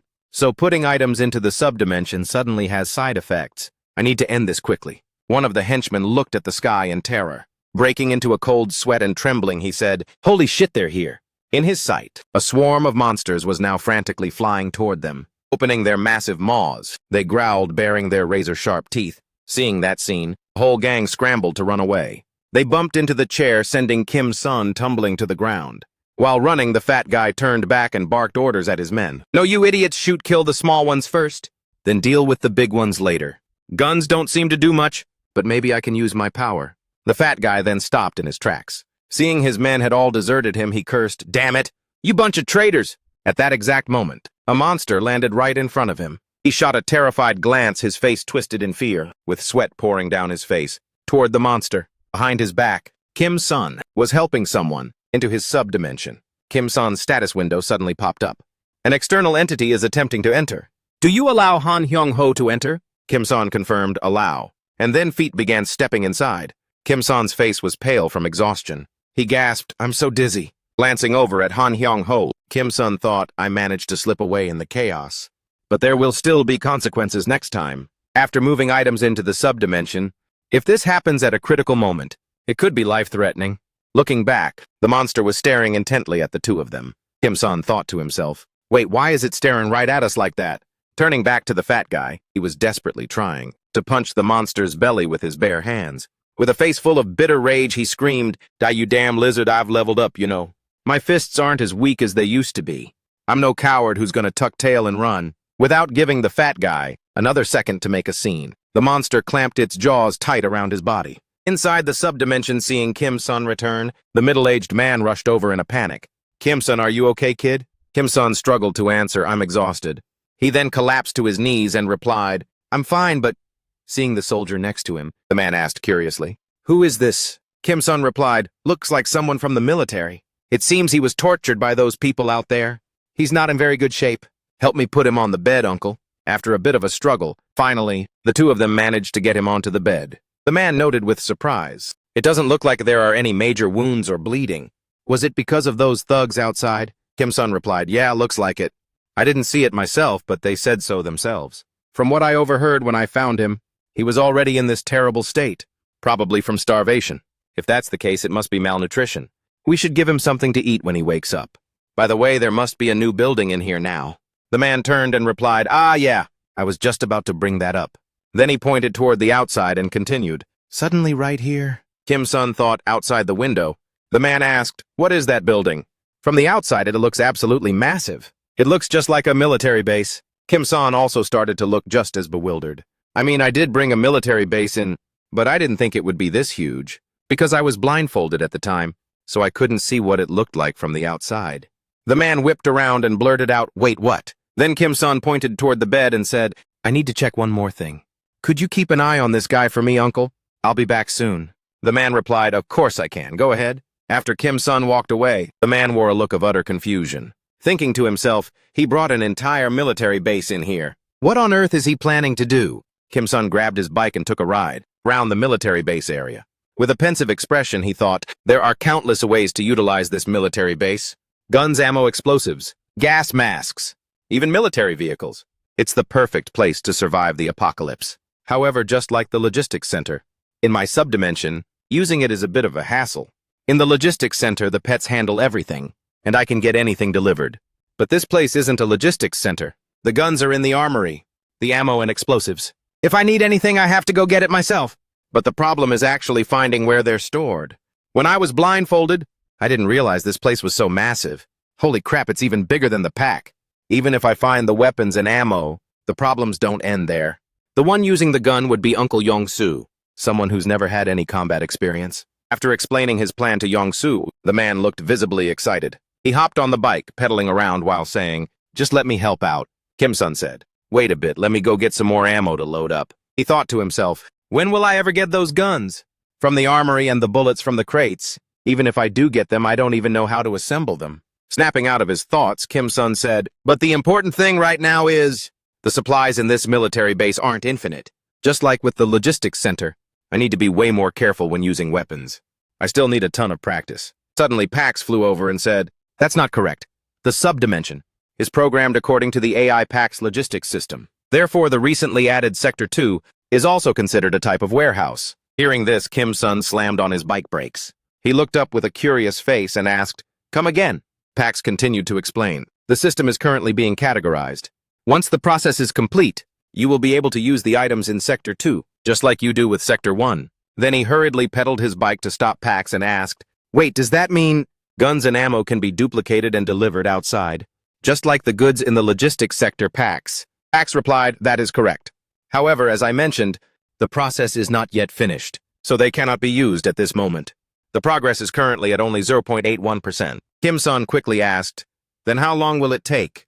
Pax immediately followed up, "It's difficult to give an exact estimate, as it depends on the item.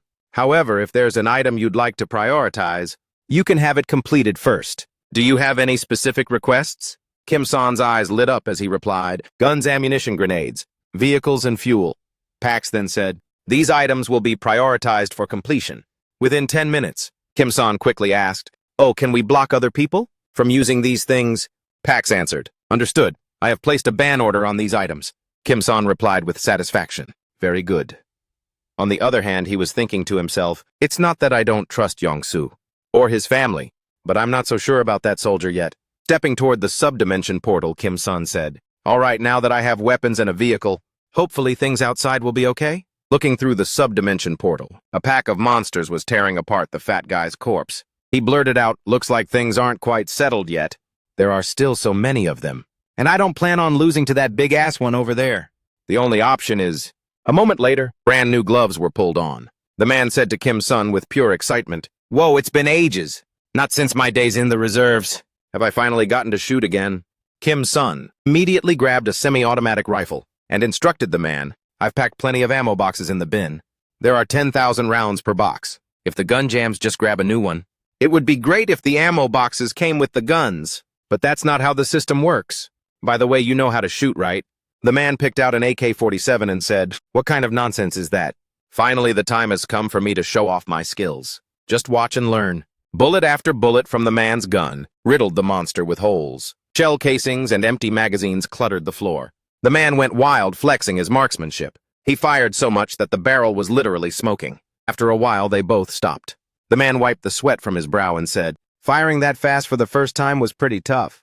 Looks like we've got things under control. Kim-sun frowned and said, No, not yet. The man followed up. But I don't see any more wyverns. Kim-sun looked toward the monster corpses and said, They all look dead. But the big one's body is still missing. At that moment, the monster was hiding behind the portal, making it impossible for the two of them to detect it. The man thought to himself, No matter how many times I look, I don't see a thing. Where could they be hiding? Kim-sun remained alert and said, Let's do this. It might be waiting for us to step outside. So let's use some RC toys as bait first. If there's no reaction, then we can move out freely. But if it shows up, we can finish it off for good. It's just like how wasps set traps and catch their targets. The man asked back, But an RC toy? Can that really work as bait? Kim-sun replied, I have an idea. And right after that, they placed a mannequin lying on top of the RC car. Then they skillfully maneuvered it to drive outside, just as expected. As soon as it reached the door, one of the monster's sharp claws slammed down, piercing right through the mannequin. The man exclaimed, Oh, it really was hiding. Looks like this thing is pretty smart.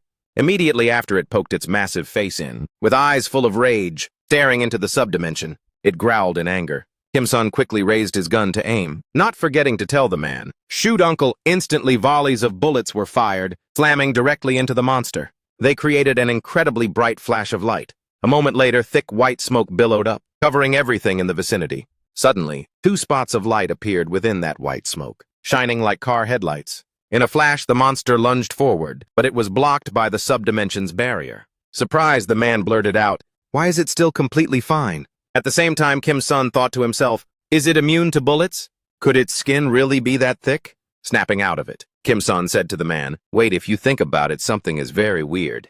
It feels like all of our attacks are being blocked somehow. That thug mentioned this before. So that's what he meant. It's definitely not thick skin, neutralizing the attacks. There's something else blocking everything.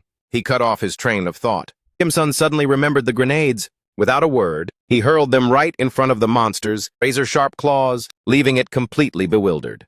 Kim-sun quickly said, All right, let's see who wins your defense, or our sheer firepower. He flashed a smirk and added, By the way, we don't know when to quit. Right as he spoke, the grenades detonated. Uncle Yong-soo, not wanting to be outdone, threw in another grenade himself. The area in front of them was now blanketed in thick white smoke. Both of them were exhausted. Resting his hands on his knees, Uncle said shakily, I never thought throwing grenades could be this damn hard. Drenched in sweat, Kim-sun frowned and added, My shoulder is definitely out of its socket. I wonder if that monster's finally dead.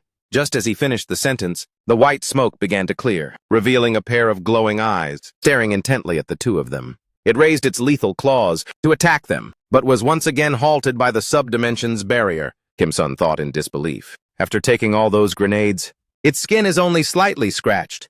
What kind of freakish monster is this? Suddenly it turned its head and walked away, vanishing into the hazy mist. Uncle spoke up. Is it gone? Kim-sun replied quickly. Yeah, looks like it's gone. But I don't think. It left because our attacks were actually working. Whatever, forget it. If it's gone, we should get moving too. Can you handle driving at night, Uncle? Uncle replied, Who do you think I am, kid? A while later, the two were in the vehicle stolen from those thugs during the cargo heist, cruising through the city streets. Uncle opened up. I still haven't gotten over the shock of that giant dragon earlier. Kim-sun said, Same here. Then he got lost in thought. 10 grenades exploded, and it only left a tiny scratch. Honestly, those grenades didn't seem to do much of anything. If a monster stronger than that dragon shows up, what kind of weapon am I supposed to use against it? Sure, grenades can blow things up, but they're designed for killing, so the shrapnel is actually more dangerous than the blast itself. But if I use a high explosive weapon, using it freely could be super risky. If a bomb more powerful than 10 grenades is set off, the blast radius would be insane. What if innocent people in the city get caught in the crossfire? And even if the firepower really is stronger, there's no guarantee. That one bomb is enough to kill the monster. I'd probably need to land several hits. The ideal weapon right now would be something with the punch of a bomb but without the collateral damage. Or maybe I should just throw something heavy at them. In the end, using guns and grenades is probably still the most practical. But consistently upgrading stats is still the way to go. If I keep training, I'll definitely get a lot stronger. We just took down a dragon, so I should have enough mana stones for an upgrade. Looking at the notification screen popping up, remaining magic stones 340. Kim-sun was startled and thought, Wait, how did it go up so fast? I had a hunch the mana stone count would jump up quite a bit. Must be because of that dragon. Oh well, whatever. I'm pretty loaded right now anyway. Immediately after a series of notifications appeared, spent 25 mana stones. To adjust launch velocity from 100 km to 150 km, spent 25 mana. To reduce launch time from 5 seconds to 1 second, spent 50 mana to increase simultaneous launch capacity from 2 to 4. Spent 25 mana stones to increase range from 25 to 50. Looking at his newly upgraded skills, Kim-sun couldn't help but feel stoked. Launching 4 items, with a 1-second interval between each, even though the mana consumption has increased. This ability is becoming absolutely terrifying. But what about this new ability? Spend 50 mana stones to unlock this virtual space lab.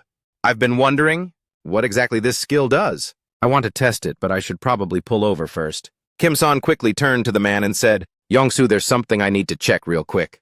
Take a break and come inside with me, okay? The man replied, If we go a bit further, we'll hit Gangnam. But since there's no sign of monsters, I'll just keep driving. You go ahead and do your thing. Kim-sun broke into a nervous sweat. What? But that's way too dangerous. Still, we haven't been driving for very long. If you're that worried, why don't we just open the portal? While we're on the move, Kim-sun paused, stammering, well, about that.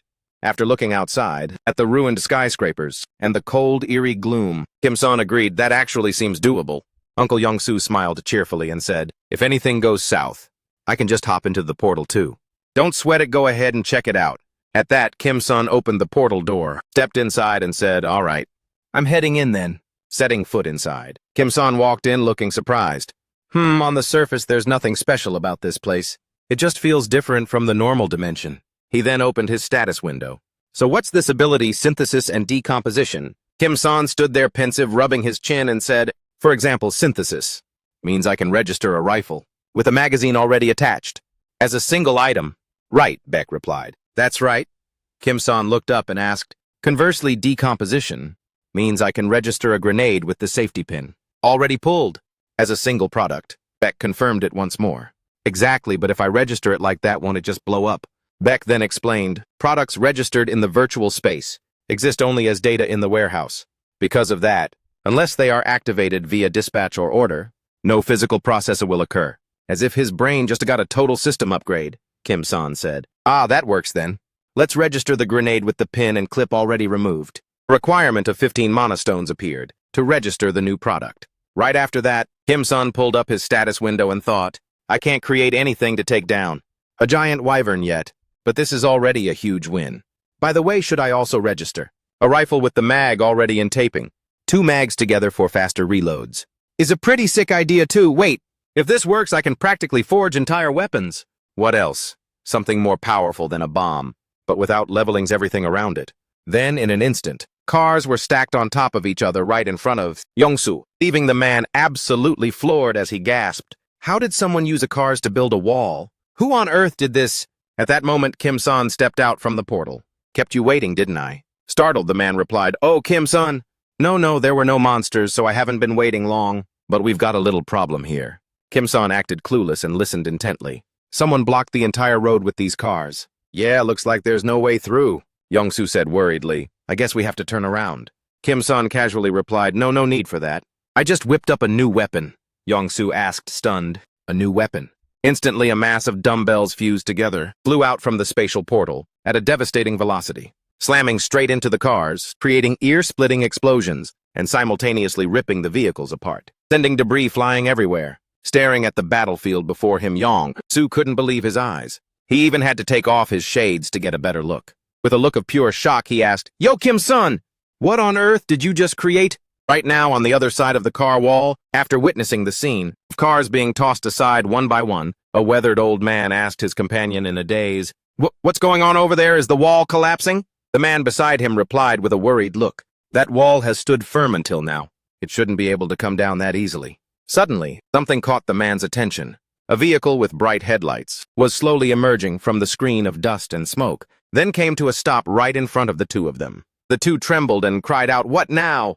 Is that the military? Kim-sun rolled down the window and spoke. Is this where Nurse Kim Ju-seon is staying? Kim Ju-seon is the eldest of the 3 Kim siblings. She's 8 years older than me, and she started hitting the books hard when I was 7. Before that, she used to get restless if she had to sit still for more than 30 minutes. That sudden change left my whole family worried sick. The reason she studied so hard was simpler than expected. It was even if the world ends tomorrow, today she would still save lives. But her determination wasn't just a phase. Throughout her youth, her grades kept improving and eventually skyrocketed. In school, her remarkable academic record earned her a spot in nursing school. Back to the present. Upon seeing Kim-sun approaching her, Kim Ju-seon couldn't hold back her emotions and burst into tears. How did you travel such a long way? Are you okay? Are you hurt anywhere? Seeing his sister after so long, our Kim-sun also couldn't hide his feelings. Sobbing, he replied, "Of course not. I'm just so glad you're alive." The two siblings then shared a joyful, tight hug. A moment later, remembering his traveling companion, Kim-sun began the introduction. "Oh, right, this man helped me out a lot during our journey." Young-soo bowed and said hello, and his sister replied in kind. "Yes, I'm Kim-sun's eldest sister, Kim Ju-yeon. Thank you for looking after my brother. Wait a second, I wanted to give you something. I think I still have a chocolate bar in my bag." Kim-sun waved his hand and replied, "No, I've already eaten. I have enough chocolate to last a lifetime. More importantly, there's a patient." Hearing that someone needed help, Kim Ju-yeon immediately switched to professional mode and asked, "Where take me to them?" "Right now the person isn't here. He's in a separate dimension that can only be accessed through my ability." Kim Ju-yeon looked skeptical and asked, "Ability wait. For real did you awaken?" Kim-san replied seriously, "Yes. To enter that space I need to open a gate. It'll look suspicious if others see it. Moving secretly out here is impossible. In that case, it might be easier if we're inside the hospital." After finishing the explanation for his sister, the three of them headed inside the hospital. Walking through the hallway, homeless people were seen sleeping soundly on the waiting benches. Approaching the staff room, the three quickly stepped inside. Once the door was shut, Kim Ju-yeon looked up, her face full of bewilderment. What is all this? This whole structure is from your ability." Kim-san turned back and said, "I'll explain everything to you later. For now, just follow me this way." Approaching the bed where the soldier lay, Kim Ju-yeon quickly moved in to examine him. Kim-san asked anxiously, "What do you think? How long has he been injured?" "Not long since I brought him here. We've been treating him the whole way here. It looks like he was beaten and tortured quite recently. But overall, his condition is looking pretty rough. This guy isn't going to make it." Hearing this, Kim-sun and Young-soo were instantly startled and worried. "Is it really that bad, sis?" Kim Ju-yeon replied, "Normally, yeah. But..." At that moment, she raised her hand. It glowed with rays of hope as she continued. "Check it out, I've awakened as a healer too. My level is still low. So treatment will take time and a full recovery is a long shot. But he's definitely not going to die on my watch." Right after she finished speaking, Kim Ju-yeon began to place her glowing, energy-filled hands on the soldier's body. "For now, this is all I can do. This is just basic first aid. But more than the injuries, the malnutrition is the real concern. With a proper diet, he'll bounce back in no time." "Sis, you really are saving this guy." "Even if the world is ending," Kim Ju-yeon shot an annoyed glare at Kim-sun. She scolded him, "Don't you dare bring up those old memories." Kim-sun laughed playfully and teased her, "Even if the world ends tomorrow, today I will still save others." This made his sister scream in frustration. "Ah! You little brat! I should have disciplined you better. Just like when you were a kid, son. Now explain to me what exactly has been going on," Kim-sun replied. "It's a wild story, but it's going to be a long one." Young-soo cut in. "We've got the bread my wife made. Why don't we eat while we talk?" Shortly after, Kim-sun started telling his sister everything he had gone through, from the moment he was first chosen as an awakened, to meeting his friends, and starting his journey. "And that's pretty much everything. Hey sis, are you even listening to me, Kim?" Ju-yeon, with a bowl of food on the table, said while munching, "Of course I'm listening." Kim-sun asked with a dejected face, "Where did I leave off?" Kim Ju-seon gasped, her face full of panic, as she replied, "You were trapped in the factory and Peck saved you." "Well, that's a bit off, but not totally wrong." Seeing the old man's wife approaching, the elder sister said happily, "Anyway, it's so nice to meet you." "I love it." The old man's wife then said, "I'm so glad you like the bread I made." But bread isn't as filling as a real meal. So if you're still hungry, there's plenty more bread in the fridge. Just help yourself. "Oh, that's right, Kim-san. I fixed up the guest room on the ground floor. It has a bed and everything else you need. It would be great if your sister could use it to get some rest." "Oh, when did you find the time to do that?" "Thanks a lot. Don't worry about it. I did it because I wanted to. I've still got bread in the oven, so I'll head out now." Kim Ju-seon asked curiously, "How did they end up here?" Kim-san replied sulkily, "You didn't even care enough to listen to my whole story. I'm too lazy to explain it all again. Long story short, I'm moving the family into this space. I found you, so now I should head to Yuljiro. After all, our second sister is currently there." Kim Ju-seon suddenly cut Kim-san off. I'm sorry, but I want to stay here." Kim-san asked in shock. "Wait, what?" "Why is it because there are too many patients here? There are over 300 people gathered at this hospital. Some need constant monitoring or regular medication. But that's not the issue. The other nurses can handle them. The real problem is... Meanwhile, in another development, a man wearing a white lab coat was looking out at the ruined buildings and asked someone, "Oh, so there were two of them." That's right. The guards were shouting about it. The wall was smashed down by a vehicle, and they arrived in a military truck. The man in the white coat then asked, "Are they special forces?" "We're not sure, but one of the two who entered the hospital claimed to be Nurse Kim Ju-seon's younger brother." The man in the lab coat glanced back and asked, "Is that for real?" "Yes, so they won't be paying much attention to us." "Yeah, no need to stress too much. They probably just need some food and a place to crash. We control the food supply here, so we can toss them some scraps? Or use Kim Ju-yeon to our advantage. And no matter how cracked those awakened ones are, do you really think they're stronger than you?" A massive hulking man, with veins bulging and crawling across his face, replied indifferently, "Not a chance." "Exactly," Jin Sung-hak said. "Precisely. Now, go give their family a warm welcome as if you were actually a decent guy. You feel me?" The big man nodded repeatedly in agreement. "Yes, sir. By the way, did you patch up that broken wall yet, yeah?" "We patched it up. It's even higher than before." Back to Kim Sun's conversation with his sister. Kim Sun looked shocked and asked, "They're poisoned." "That's right. There's no other reason for someone's personality to flip that drastically, literally overnight," Kim Sun asked skeptically. "Wait, so Department Head Jin Sung-hak is using his ability to poison people. Is he controlling everyone he poisoned?" Kim Ju-yeon confirmed yes. Basically, almost every awakened person, besides me, has been infected. The awakened ones, who are infected, are currently guarding the mana stones. And the food. Swallow before you talk. I'm not sure why I and the other nurses weren't poisoned. But either way, I've been secretly absorbing mana stones to boost my abilities. If I can just level up a bit more, I might be able to cure everyone. So son, you and mom and dad should go on ahead. I'll find a way to survive here. After hearing his sister's words, Kim Sun showed his disagreement, which made Kim Ju-yeon snap at him. "Hey, Kim Sun, did you not hear a word I said?" "It's dangerous, sis. Did you hear a word I said?" Kim Ju-yeon asked blankly. "What?" Kim Sun calmly replied. "You said the department head's weapon for internal control is food, right? In that case, it's simple. I'll take care of it quickly while you're working. Watch closely. This is my true power. No more wasting time. Let's get it started." Kim Ju-yeon looked bewildered, breaking into a cold sweat as she said, "I feel like your 8th grader syndrome is making a comeback."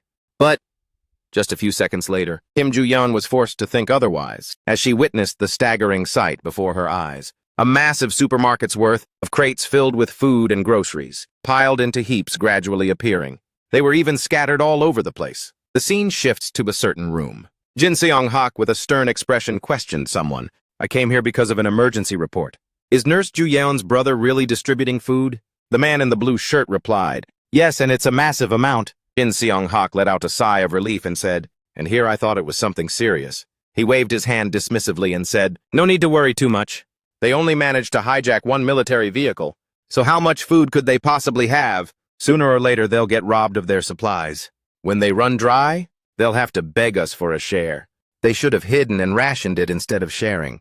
The young man in the blue shirt nervously interrupted, "Actually, yes," Jin Seong-hak said calmly. "This just makes things easier. We don't even need to lift a finger. No, their food supply is even larger than what we've stockpiled." Hearing this, Jin Seong-hak couldn't believe his ears and asked in shock, how is that possible?" "I'm not sure either." Jin Seong-hak looked pensive and wondered to himself, right now all the food in the hospital was brought back from outside by the scouting team. It has to be transported by truck because of the volume. But they only have one military vehicle. How could they have more food than we do? A special ability. Is it an item duplication ability? Or maybe the power to shrink objects, then restore them to their original size? Whatever it is, they definitely have a special ability. We have to recruit them, he thought. Then he pulled out a vial of some kind of medicine and said, "Give this to Song Hyun-gu. Give him this pill and tell him to do exactly as I say. We must do whatever it takes to get Kim Ju-yeon's brother hooked on this stuff. If that's not an option, just take him out, understood?" "And you said they're traveling with someone else, right?" Night had already fallen. A bright moon hung high in the sky, peeking through drifting white clouds. Kim Sun was about to hand over some food boxes to an old man lying there, but he suddenly stopped and thought to himself, "It's not this person. Maybe I missed them when I walked past. I thought they'd be easy to spot right away, but I still haven't seen them yet. I need to find them soon. It'll make everything much easier." Back to the conversation with his sister. "So what's your plan? Are you going to neutralize the leverage Jin Seong-hak is holding?" Yeah, we'll just keep handing out food like it's nothing. We just need to handle the awakened ones who are hooked on those pills, and we're good. As for Jin Seong-hak, he's not really a big threat, right? Do you even know what the powers of those addicted awakened ones are? What are they? Well, one guy can reseal opened cans, and another can literally auto-clean clothes. Are you kidding me? No, for real. Their powers aren't exactly scary. Then it's even easier. Except for a guy named Song Hyun-gu. After the world went to hell, he was worried about his hospitalized mom, so he traveled all the way here from Hyunjiro. What kind of power does he have? Well, besides being insanely strong, I don't know much except that his body grew so large he's impossible to miss. After Song Hyun-gu finishes his task, we discussed how to help the patients in the hospital break their addiction. Kim-san spoke up. Let's bring everyone in the hospital into the subspace. I have no way of knowing who's addicted and who's not. That sounds reasonable, but how exactly do we do it? Kim-san calmly replied, let's start moving them. It's already late, and some people have a hard time getting around. Just a tap of a finger into the subspace is enough, Kim Joo-yeon added with a sad look. Once we're done, we'll be the patients, fine. It looks like we don't have any other choice. Makes sense. But just as we were preparing for an all-nighter, to move everyone, something unexpected happened. Someone's hand was twitching uncontrollably, an old man acting very strangely. Kim-sun turned to his sister in surprise and said, why is everyone suddenly... At that moment, Song Hyun-gu walked toward them, his shirt covered in blood splatters, and said, I've taken care of everything. He then quickly bowed to Kim-sun and continued, even if it's late, my mother, myself, and everyone here are incredibly grateful to you for saving us. Before we began moving, Mr. Song Hyun-gu had handled Jin Seong-hak, and thanks to that, we didn't have to go all around the hospital, Kim-sun replied. I'm actually the one who should be thanking you. By the way, are you all right? I'm sorry about throwing that ball so hard earlier. Haha, I'm fine, no broken bones, just some light bruising. Of course it was a bit of a shock. I've seen plenty of monsters and weird phenomena, but seeing a flying saucer drop from the sky for real, even monsters can't compare to that. Kim-san gave a forced smile and replied, sometimes I surprise myself with my abilities too. Song Hyun-gu then asked, so are you planning on staying at the hospital? I know this might sound selfish, after everything you've done to help us, but honestly, I really wish you could stay here at the hospital, Kim-sun said cheerfully. I understand, but I still haven't found the rest of my family. I'll probably have to leave soon. Done. Hyun-gu gave a small smile and nodded in agreement, saying, oh, I see. I know this question might be a bit heavy, but I couldn't help but ask. I hope you'll be safely reunited with your family soon. Thanks. By the way, while we're on the subject, we're heading to Hyunjiro. I heard you came from there, Mr. Song Hyun-gu. What's the situation like over there? Song Hyun-gu replied in surprise.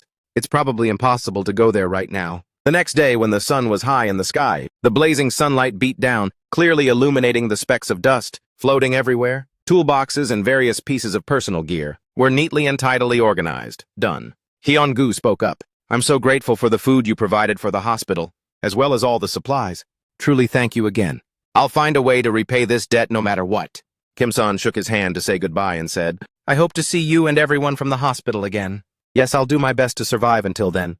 Please take care of yourself. Then the vehicle began to depart. On the way, Yeon-soo couldn't help but wonder, asking Kim-san, what do you think that wall Song Hyun-gu mentioned is? It could be someone's skill, right? Kim-san replied, exactly. If it's someone's skill, I hope we can at least talk to them. Otherwise, there'll be no way to get past it.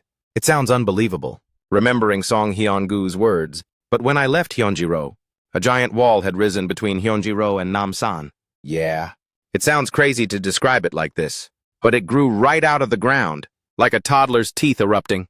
I don't know its exact size, because I ran off while it was still growing, but by now, it's probably as tall as an average building. Oh, and there was one more thing that surprised me there. The monsters there and the ones here are a bit different. In Yunjiro, there are mostly skeleton monsters. Thinking back, maybe undead is a more accurate term. They just keep coming back to life after being killed. Even their severed parts just wander around on their own. Back to the present, Kim-san thought to himself. I wonder why. I wasn't worried about my sister when she was there. Actually, I think she'd kick those monsters' asses. Even without any special powers. Suddenly, a notification popped up on his status window. Kim Joo-yeon is calling from the subspace. Kim-sun looked back at the portal and asked, what's up? Kim Joo-yeon replied grumpily, why do you ask? Look at this kid's attitude. The soldier you saved is finally awake. Kim-sun immediately entered the subspace. Seeing him arrive, the soldier stepped forward and bowed. I heard that you're the one who saved me. Thank you so much. I am Colonel Han Gyung-ho from the SOT Intelligence Battalion. Right, Kim-sun replied, and I'm Kim-sun. I'm glad you're finally awake. Are you feeling okay? Yes, thanks to the treatment I pulled through. Can I ask exactly where we are? I can see the military headquarters outside, but there are no buildings around it at all. Kim-sun looked over that way and explained, Oh, this is the break room of the Pet Sea Logistics Center. This is my ability. Outside this subspace is currently Gangnam. We're heading toward the Hanam Bridge. The soldier asked, bewildered, Say what now? A logistics center. A subspace where Gangnam is outside, but we're at Hanam Bridge. Kim Ju-yeon pointed toward Kim-sun and explained, to put it simply, everything in here was created by this kid's energy. Actually, we really are in Gangnam right now, soldier. Okay, so we're in Gangnam, I see. In that case, if it's not too much trouble, could you let me off here? Kim-sun waved his hands in a panic and said, Whoa, sorry. I think you've got the wrong idea. We have no intention of hurting you. The older man chimed in as well. I received help from him just like you did. Kim-sun isn't a dangerous person. The soldier sighed and waved his hand. I know you're not dangerous, since you saved me and treated my wounds. But it's not that. It's not that I don't trust you or that I'm worried about you. Although I can't give you the exact reason. I need to get to the Joint Chiefs of Staff, as soon as humanly possible. Kim-sun asked, It must be something really serious then. If that's the case, I get it. Can you bring over some banana milk and a sandwich? Immediately after, Bach brought the food and said, Toast is 2,901, banana milk is 1,801. Kim-sun took them from Pax's hands and handed them to the soldier, saying, I can let you go, but I'm not going to let you off the hook that easily. Once you've finished eating these, tell me exactly what's going down, then I'll let you go. The soldier squeezed his eyes shut and said with a tremble, But it's really hard to explain.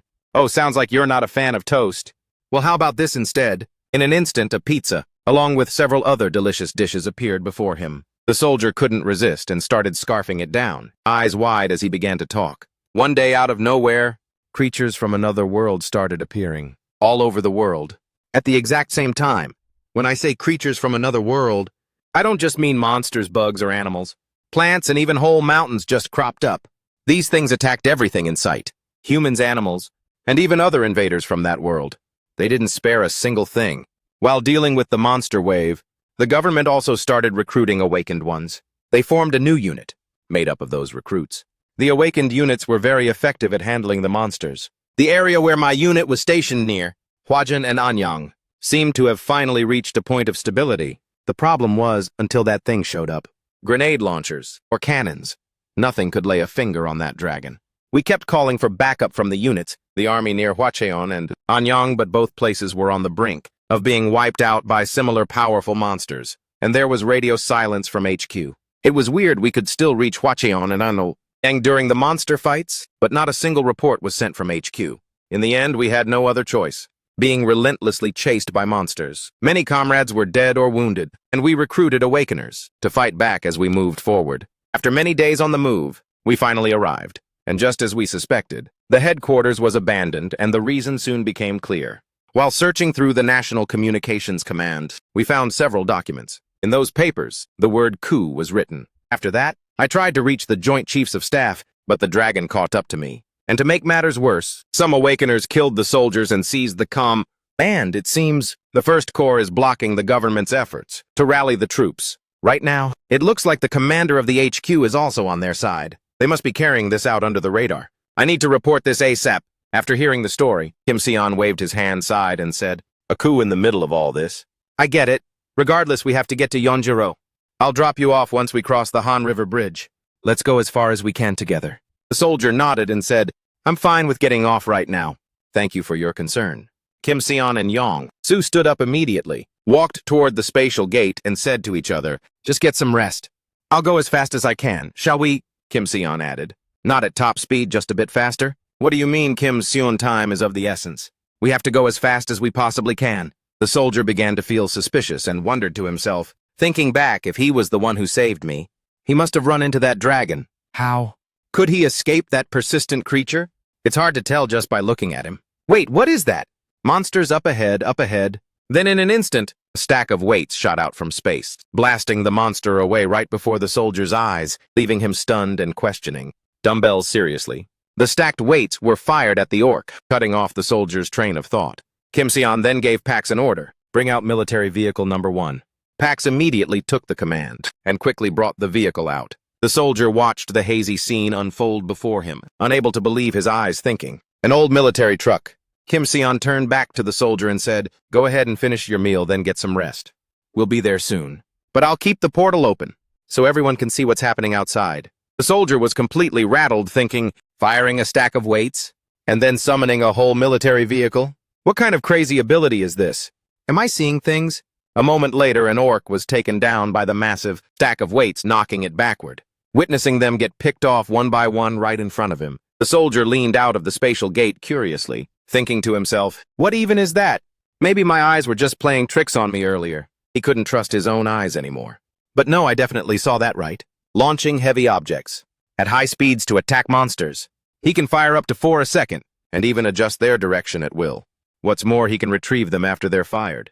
He can even extract mana stones from the fallen monsters. That's some seriously insane power. Interrupting the soldier's train of thought, Young-soo seemed to have spotted something up ahead. Sure enough, it's Bampo Bridge and the submersible bridge, too. This spot won't work either. Right in front of them lay a bridge snapped clean in half. Seeing that things weren't looking good, Kim Seon turned back sheepishly and told the soldier, I said we'd be there soon, but it looks like it's going to take a bit longer. I guess we'll have to find another way. The soldier immediately gestured and said, It's only been an hour. I really appreciate everyone's help. In that case, I'll head back inside. All right, we're heading out right now. With that, Young-soo quickly shifted gears and backed the car up. At the same time, the soldier thought to himself, to get from Gangnam to Bampo Bridge in this time, besides taking detours because of collapsed roads, we even had to deal with monsters. To do it in that short a time is just extraordinary. This miraculous timing is definitely thanks in part to Kim Seon's ability, but the person driving next to me deserves the most credit. Such incredible driving skills. It's enough to make my head spin just watching. At first, it gave me a real shock. I almost lost my lunch back there. Luckily, I got inside this time before the motion sickness kicked in. Both of them are exceptionally talented individuals. Suddenly, the car pulled up at another bridge. Looking at the cracks in the bridge, Young-soo said confidently, Yeah, we can cross here. But looking into the distance, something was emitting a shimmering light. Kim Seon said in surprise, That looks like a fortress wall. There's no way the car's getting through that. You're right, it's pretty massive. If we can see it from all the way here. Kim Seon hesitated for a moment. It's so far off, I'm not sure if we can break through it. Taking this route means we have to pass Yongsan. In that case, it's on the way. Let us drop you off up ahead. The soldier was startled, thinking to himself, this could work. After arriving at the meeting point, the soldier stepped out of the car, not forgetting to say thanks. Thanks to both of you, I made it here safely. Kim Seon quickly looked up and said with a bright smile, I hope everything works out for the best. Stay safe out there. The soldier quickly bowed, Thank you so much, seriously. After that, Kim Seon turned back toward the window. Looking cheerful, he said to himself, All right, now all that's left is to head to Unjiro. Thinking back to earlier, that fortress wall looked pretty tall and solid. Should I just level up and dump the whole wall into another dimension? That's not gonna work. The next upgrade is level 2 tracking delivery. The cost is 50 plus 400 mana stones. I've gathered some in the last hour, but it'll take 2 more hours before I can level up. At that moment, the soldier spoke up and asked, Excuse me, would you two like to come with me? The government is providing mana stones to support awakened individuals in their early growth. If you two join the government, you'll definitely receive significant support. Kim Seon gave a polite smile but declined the offer. Thanks, but my family is my top priority. And as for the mana stones, we can find those on our own. But if we're talking about headquarters, they must have at least a couple of helicopters, right? Helicopters. The soldier replied hurriedly, Yes, that should be possible. In a room, cluttered with documents organized across the desk, a man with a voice full of sorrow stood staring at a map hanging on the wall. Gwacheon and Anyang seem to be destroyed, and the 56th Division too. As far as actual gathering points go, only the 1st Corps remains. In this situation, can we even say the government still exists? It's a total blackout, things are looking grim. Suddenly, the voice of a soldier rang out from outside the door. Commander, someone's here to see you. I think you should meet them. Who is it? The soldier stepped in and said solemnly, It's the company commander from the 50th Communications Company. He says his entire unit was KIA, and he's the only survivor who made it here. He said he has urgent news. That must be reported directly to the commander. The commander found it hard to believe, asking again, the 50th Communications Company. Wait, is that for real? Is it true? Right after that, the soldier entered solemnly, raised his hand to salute, then slowly reached inside his jacket, pulled out a piece of paper and handed it to the commander. Upon reading the information written there, the commander immediately looked completely panicked, staring intently at the soldier. Then, he hurriedly looked down at Kim Seon's car parked below. A moment later, the soldier led the commander and a few others toward Kim Seon. Bowing his head, he said, "I've heard the news. Thank you so much for your help." He hurriedly reached out and tapped on the car window, saying sheepishly, "I have another proposal. If you help us with this one thing, I'll hand that helicopter over to you." And with that, Kim Seon's car began to move, leading a convoy of military vehicles behind it. Taking a few sips of milk after the long, exhausting journey, Kim Seon pensively recalled the commander's words. "Not too long ago, we gathered the reserve awakened individuals at Gasenhyun. We're still maintaining clear communication with that area. The problem is that the undead have blocked the path," Kim Seon asked in surprise. "Undead zombies. Exactly. Even though their individual combat power isn't terrifying, they're incredibly annoying monsters. There's a massive number of them, and they won't stop respawning unless you destroy the core, which is located way down near the bottom of their right ribs." Kim Seon then said, "So basically you want me to plow through the undead and rescue those awakened people who are cut off, right?" The commander replied, "That's it." Once the undead were dealt with, the vehicles were able to pass through easily and pick up the reserve awakened individuals. On the way back to meet the commander, Kim Seon remembered the instructions he'd been given earlier. But with Mr. Kim Seon's abilities, maybe the undead will be easy to take down. We've had to face them with guns. But shattering their cores turned out to be incredibly difficult. However, Mr. Kim Seon, you should keep this in mind. Though it doesn't appear often, among the undead, there is one that is completely different from the rest. We call it the Undead Knight. If you encounter it during the mission, stay as far away as possible.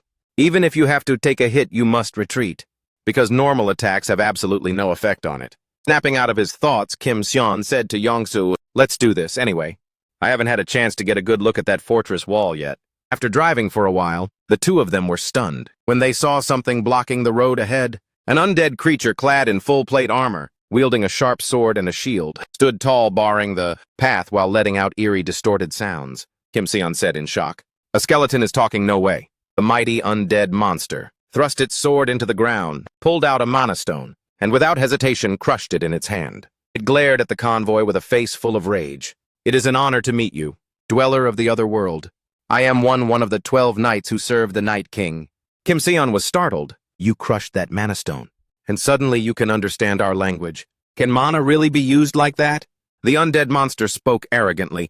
"That greeting just now was quite interesting. You are a mage, are you not? Why are you disturbing our territory? I understand that. Initial exploration often makes one impatient. But even so, one must maintain basic etiquette." With that, the undead monster quickly gripped its sword. At the same time, Kim Seon summoned a stack of weights, launching them straight at the creature. But it powerfully yanked its sword from the pavement, delivering a clean slash that instantly cut the stack of weights in half. The monster spat back, "It's useless. With such weak garbage, you can't even leave a scratch on me." Immediately, Kim Seon summoned another stack of weights, but the monster quickly jumped and dodged them. It spoke calmly to Kim Seon. "Is that your best answer?"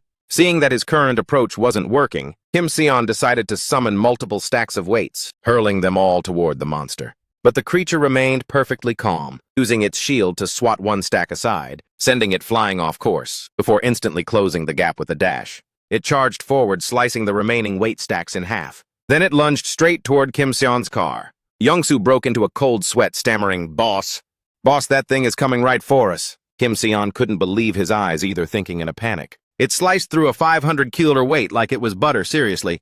He quickly regained his composure and thought to himself, but if the weight stack actually hits it, it won't just be wounded, it'll be knocked back. I just need to land a clean hit. In that case, I'll use 50 mana stones to unlock homing rounds. Kim Seon then quickly ordered, "Aim for the chest. Launch," and instantly a weight stack went flying, speeding straight toward the monster. It said nonchalantly, "Still haven't learned your lesson. You really are a foolish mage. No matter how many of those things you throw, I'll just dodge them all."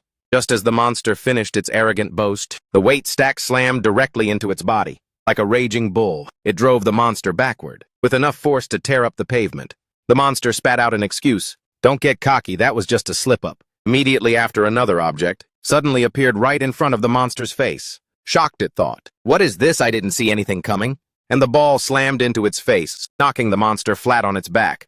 Kim Seon was rattling off rapid-fire commands. Left, behind, in front, top of the head, right back of the neck, left. Directly in front. "Bombard in that order." Beck immediately received the command. Kim Seon touched his mouth and exhaled in relief. Man, my jaw almost fell off from all that talking, Mr. Young-soo said in disbelief. It's tough, but at least it still takes physical damage.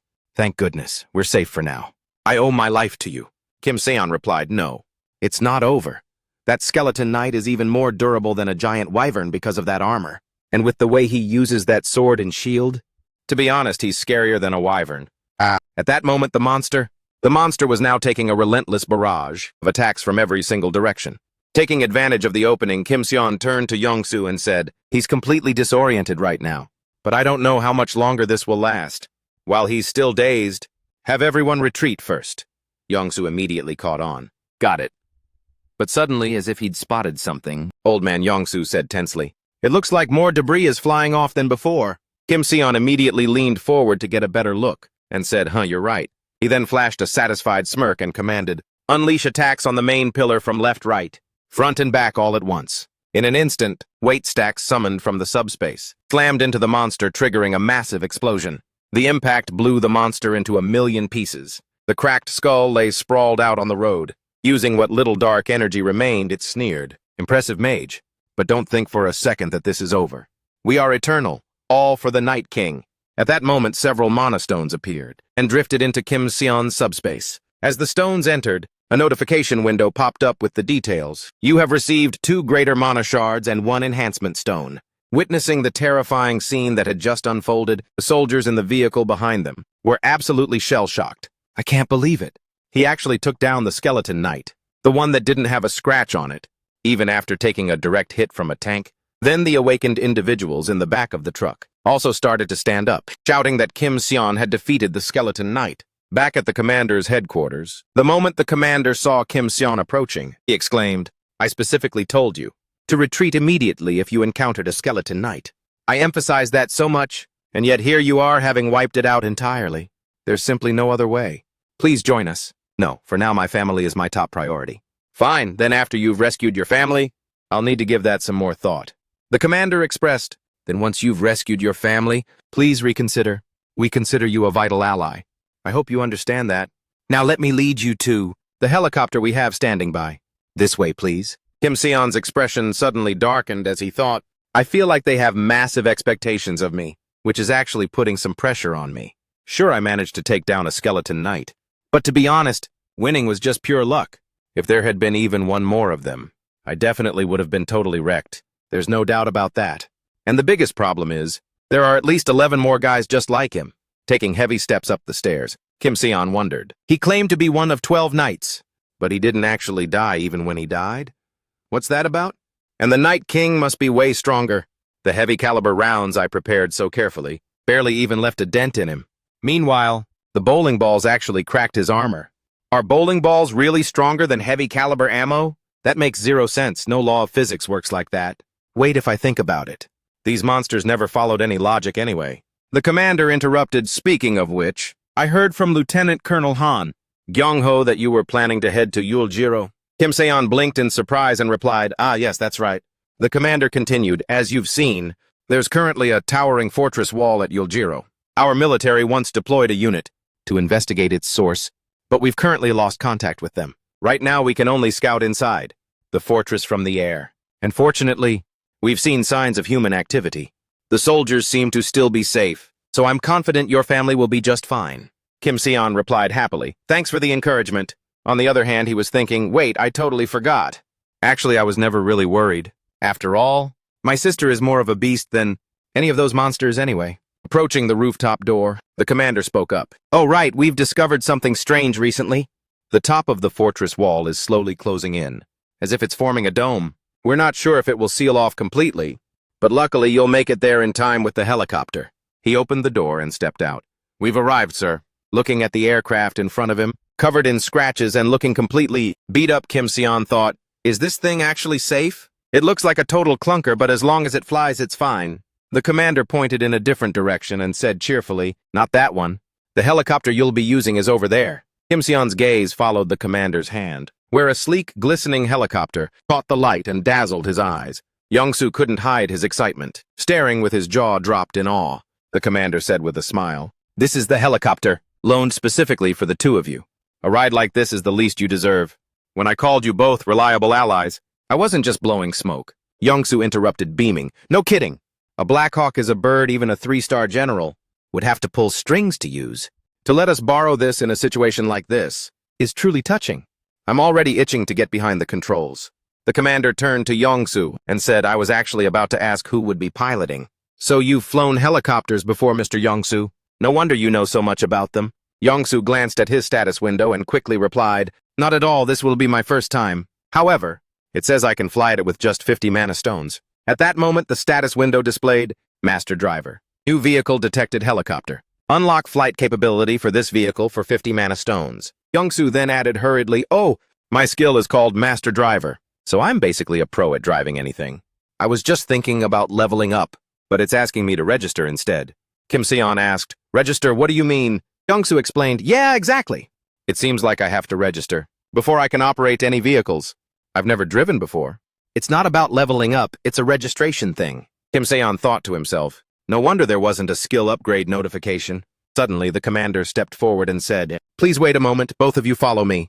He then walked over to the aircraft and pulled out a briefcase filled with mana stones. Inside, the two of them rushed over, exclaiming in surprise, Is this? The commander smiled and said, 200 mana stones. This is a gift from our military to the both of you. I was going to surprise you once you were on the helicopter, but I figured I'd just give it to you straight up. Kim Seon and Youngsu were thrilled and replied, Oh my god, thank you so much. Much appreciated. Youngsu then said, I only need 50 stones. Kim Seon pocketed the rest. All set. Very quickly, Youngsu used the 50 stones to unlock his helicopter piloting capability. The old man shouted with pure excitement, Woohoo! I've got it down, let's go! Kim Seon turned to him, breaking into a cold sweat, and said, I'm down to go, but you have a really scary look on your face. Can we maybe just take it slow? The old man laughed with satisfaction and said, Not a chance. Sitting in the helicopter, Kim Seon couldn't stop shaking, practically in tears. The old man, on the other hand, was having the time of his life and said, We still have some time before takeoff. You can mentally prepare yourself later. I'll let you know when we're moving. With that, the old man started tinkering frantically with the control panel. Watching his every move, Kim Seon thought, I don't know why everyone's in such a rush, it's pretty intense. It feels weird just sitting here. Might as well check out the stuff I just got. Kim Seon then opened up his status window. A notification appeared reading, Large Mana Stone X2 Enhancement Stone X1. Each large mana stone can be converted into 100 mana stones. Normal. After reading this, Kim Seon immediately converted the 2 large mana stones into 200 regular ones, bringing his total mana stone count to 1393. Then he thought to himself, Even though I took down a lot of skeletons during the rescue mission, I took down a ton of skeletons. I didn't expect to rake in this much loot. Time for an upgrade. Instantly, a notification appeared on the screen. Use 1,000 mana stones to upgrade storage space progress 3%. During the upgrade, you can still use related abilities. Looking at the enhancement stone, Kim Seon wondered, Where should I use this one next? The notification screen displayed, Enhancement stones share the same origin as mana stones, normal, but are infused with unique properties. Using the awakening system, you can consume an enhancement stone to imbue an object with special traits. This is a fire attribute enhancement stone. Kim Seon thought to himself, I checked the message window earlier, after obtaining the large mana stone and the enhancement stone. According to the notification, enhancement stones aren't like regular mana stones. They amplify the traits and attributes of whatever object they're attached to. In short, this stone can give an item fire powers, just like that skeleton knight had. The question is, how powerful will the buff actually be? Considering that the thing I want to enhance is immediately after another notification popped up. Enhancement complete. Professional curve style bowling ball +1. Specially designed for vortex technique +1. Grade rare. Description. Fire attribute info could not be loaded. Effects piercing. Burn. Instantly, the pet inside the subspace asked, A new item can be registered. Would you like to register this item? Kim Seon looked up and replied, Yes, register it now. Then he thought back to the fight with the skeleton knight. The most effective attacks were those consecutive throws with this bowling ball. Let's try enhancing it one more time and see what happens. The old man suddenly cut in. All right, we're clearing for takeoff. Hold on tight and get your head in the game. The rotors began to spin, just as the commander raised his hand in a salute. He hoped that their family members would be rescued safely, and that they would all return in one piece. Kim Seon and Youngsu smiled and signaled back to the commander. At the same time, a notification appeared. Upgrade complete. New items unlocked and new capabilities enhanced. Registered individuals in the storage space can now also utilize item retrieval. You can use mana to temporarily expand the standard factory limits for each item. Outside, the commander was still watching their aircraft, thinking the rotors are spinning. Looks like they're about to take off. When they get back, maybe they should consider joining the army. Even though I gave them the Black Hawk and the Mana Stones, I'll try making the offer again once they return. But wait, what's with the look on their faces? Did I mess something up? Back with Kim Seon. The notification window displayed available items. Cost $250. Storage space transformation system. Allows the use of the transformation feature. Storage space life support system. Provides a minor health regeneration effect. Inside storage space. Register items by category. Allows registration of external items into storage space, as long as the item fits the category. The biggest drawback of the storage space ability is that it can only hold one single object, or housing entities that exceed standard parameters, such as logistics centers or military bases. Even so, I've been making the most of it, but if it's not a registered object, then it can't be used or stored. However, can I register new items into the storage space? The category is military base. The helicopter I'm sitting in right now technically falls under the military base category too, doesn't it? Then a notification appeared, the UH-60 Black Hawk can be registered under this category. Registration cost 107 mana stones. Down below, the commander suddenly froze in his tracks. He turned back toward the aircraft and wondered, why are those two coming back? Is there something wrong with the helicopter? As the helicopter touched down, Kim Seon's dimensional rift began to tear open. A duplicated helicopter was manifested, landing exactly where the previous one had been. Kim Seon waved goodbye and took off, leaving the commander standing there in total shock. The scene shifts to a different location.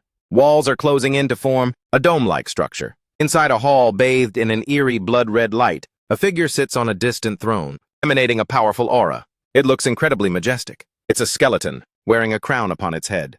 With glowing eyes and a brooding expression, it speaks, "No matter how much I ponder, I simply cannot understand. The level cap for entering Earth is only rank 8. High-ranking entities who wish to come here must accept a rank down, just as I have done. So why would a mage known for his extreme arrogance willingly derank just to reach this place? Not to mention he even crossed into my territory just to kill." A skull pet beside him replied, according to what one transmitted before dying, he tried to negotiate, but was attacked immediately. He is clearly a dangerous mage. If you give the word, Lancelot will take that mage's head and present it to you. The Night King then said, the only reason a high-ranking entity would come here is for one thing. He also wants to take control. Before the phase of total opening occurs, just like me.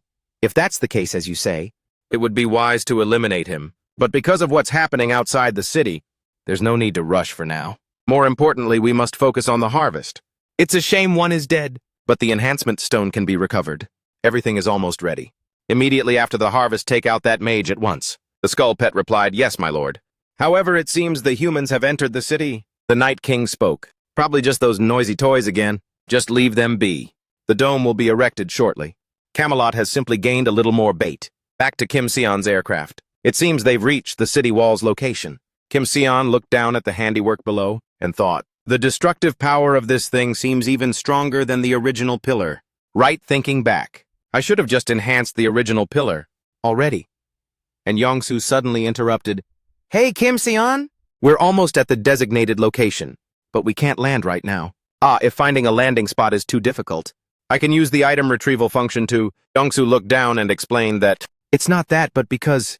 Look down there, that skeleton knight is duking it out with another monster. Both of them are absolute beasts.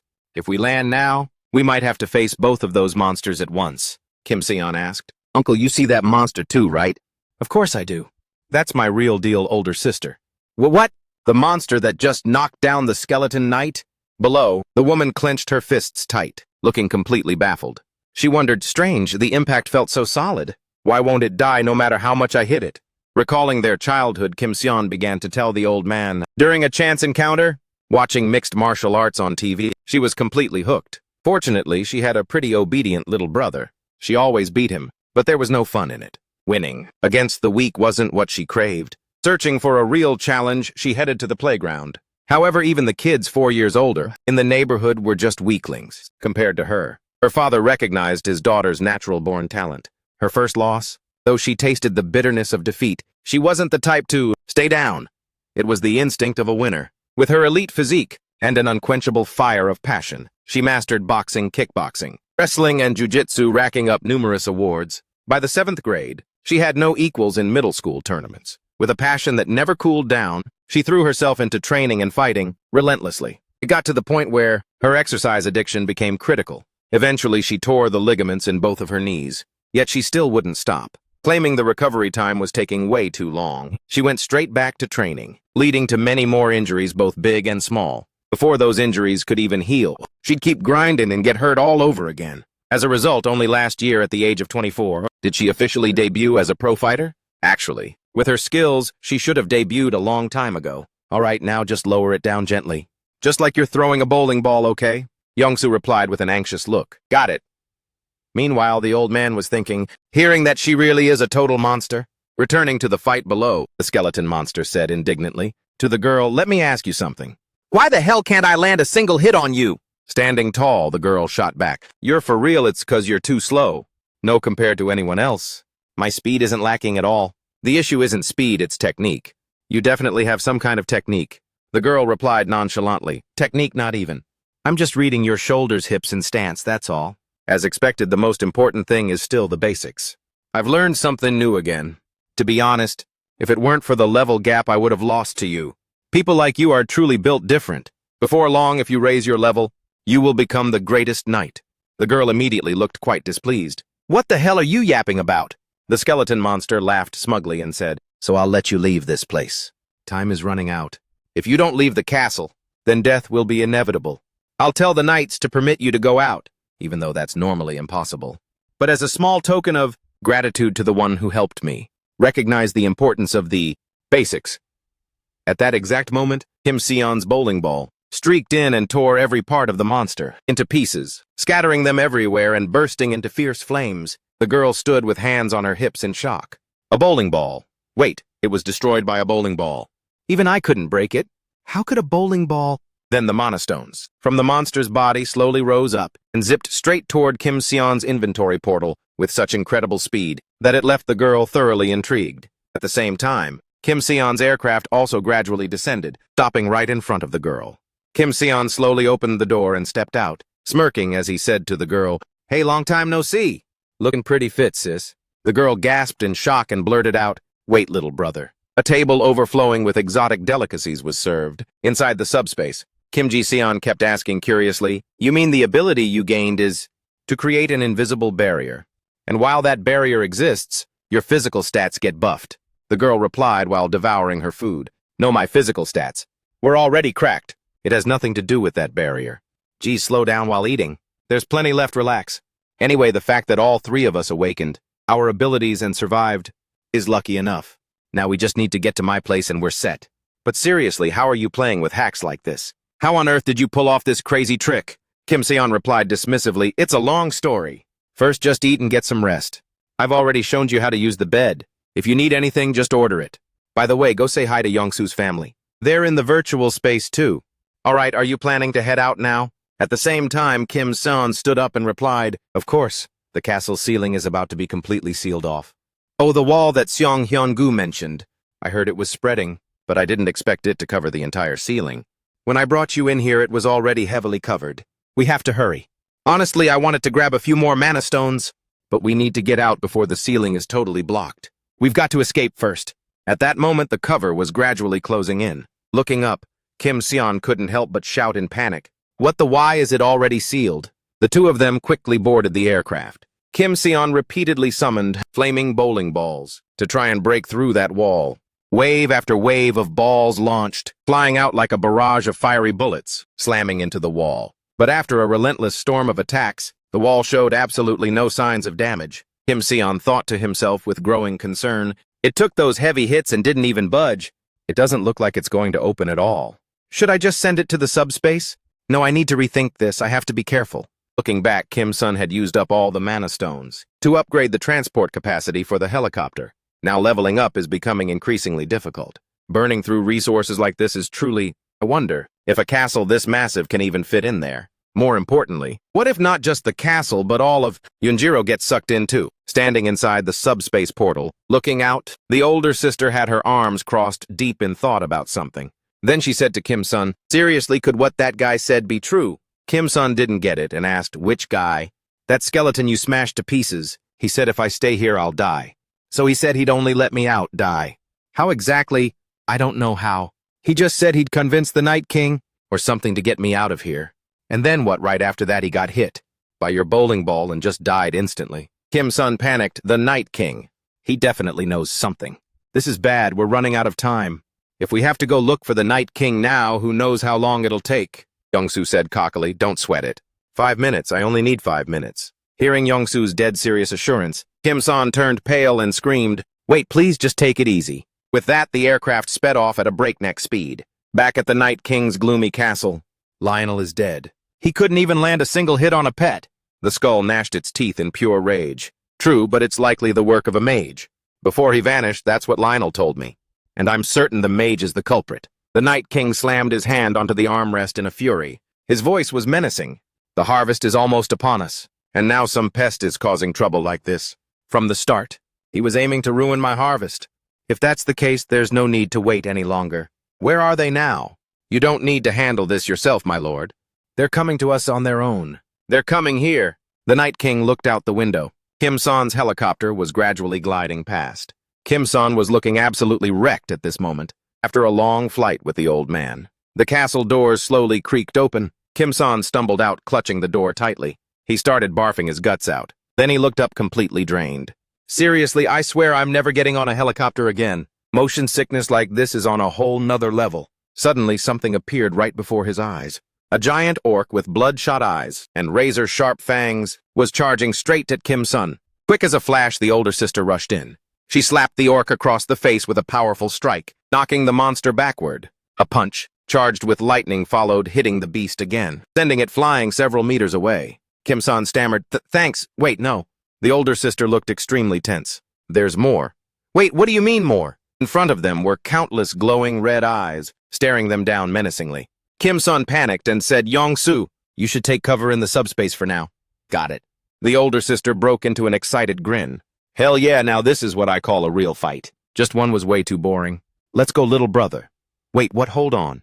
With that, the older sister lunged forward, leaping straight into the fray. She crushed the head of the defeated orc on the ground. The other monsters, seeing their comrade taken down, began to counterattack frantically. But against the power of a legendary boxer, everyone that charged in got dropped. Suddenly, a monster seized the chance and lunged, biting right into the older sister's neck. Instead of pain, she looked completely hyped. She reached up, grabbed the monster's head, and slammed it onto the ground. Witnessing that gruesome scene, Kim-sun thought she looks like she's going beast mode. But there are too many of them I can barely see. It's hard to even help out, since they're piling up on each other like that. It's impossible to take them out comfortably. Is there any way I can back her up? After thinking for a moment, Kim-sun opened his status window to search. Then he suddenly focused his gaze. A line of notification popped up. Over by the older sister. She was still hard at work taking down the monsters. With a sharp elbow strike straight to the head of one, she sent it collapsing to the ground.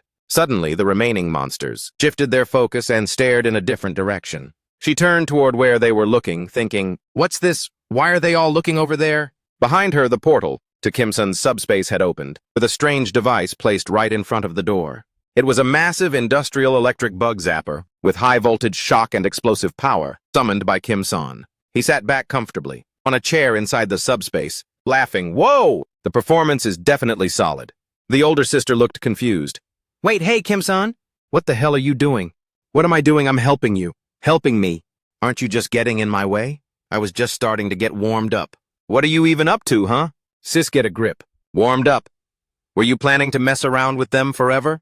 We need to finish this fast and get out of here, right? Right. Is that how you talk to your sister now? At that same moment, the skull pet was floating right behind the older sister.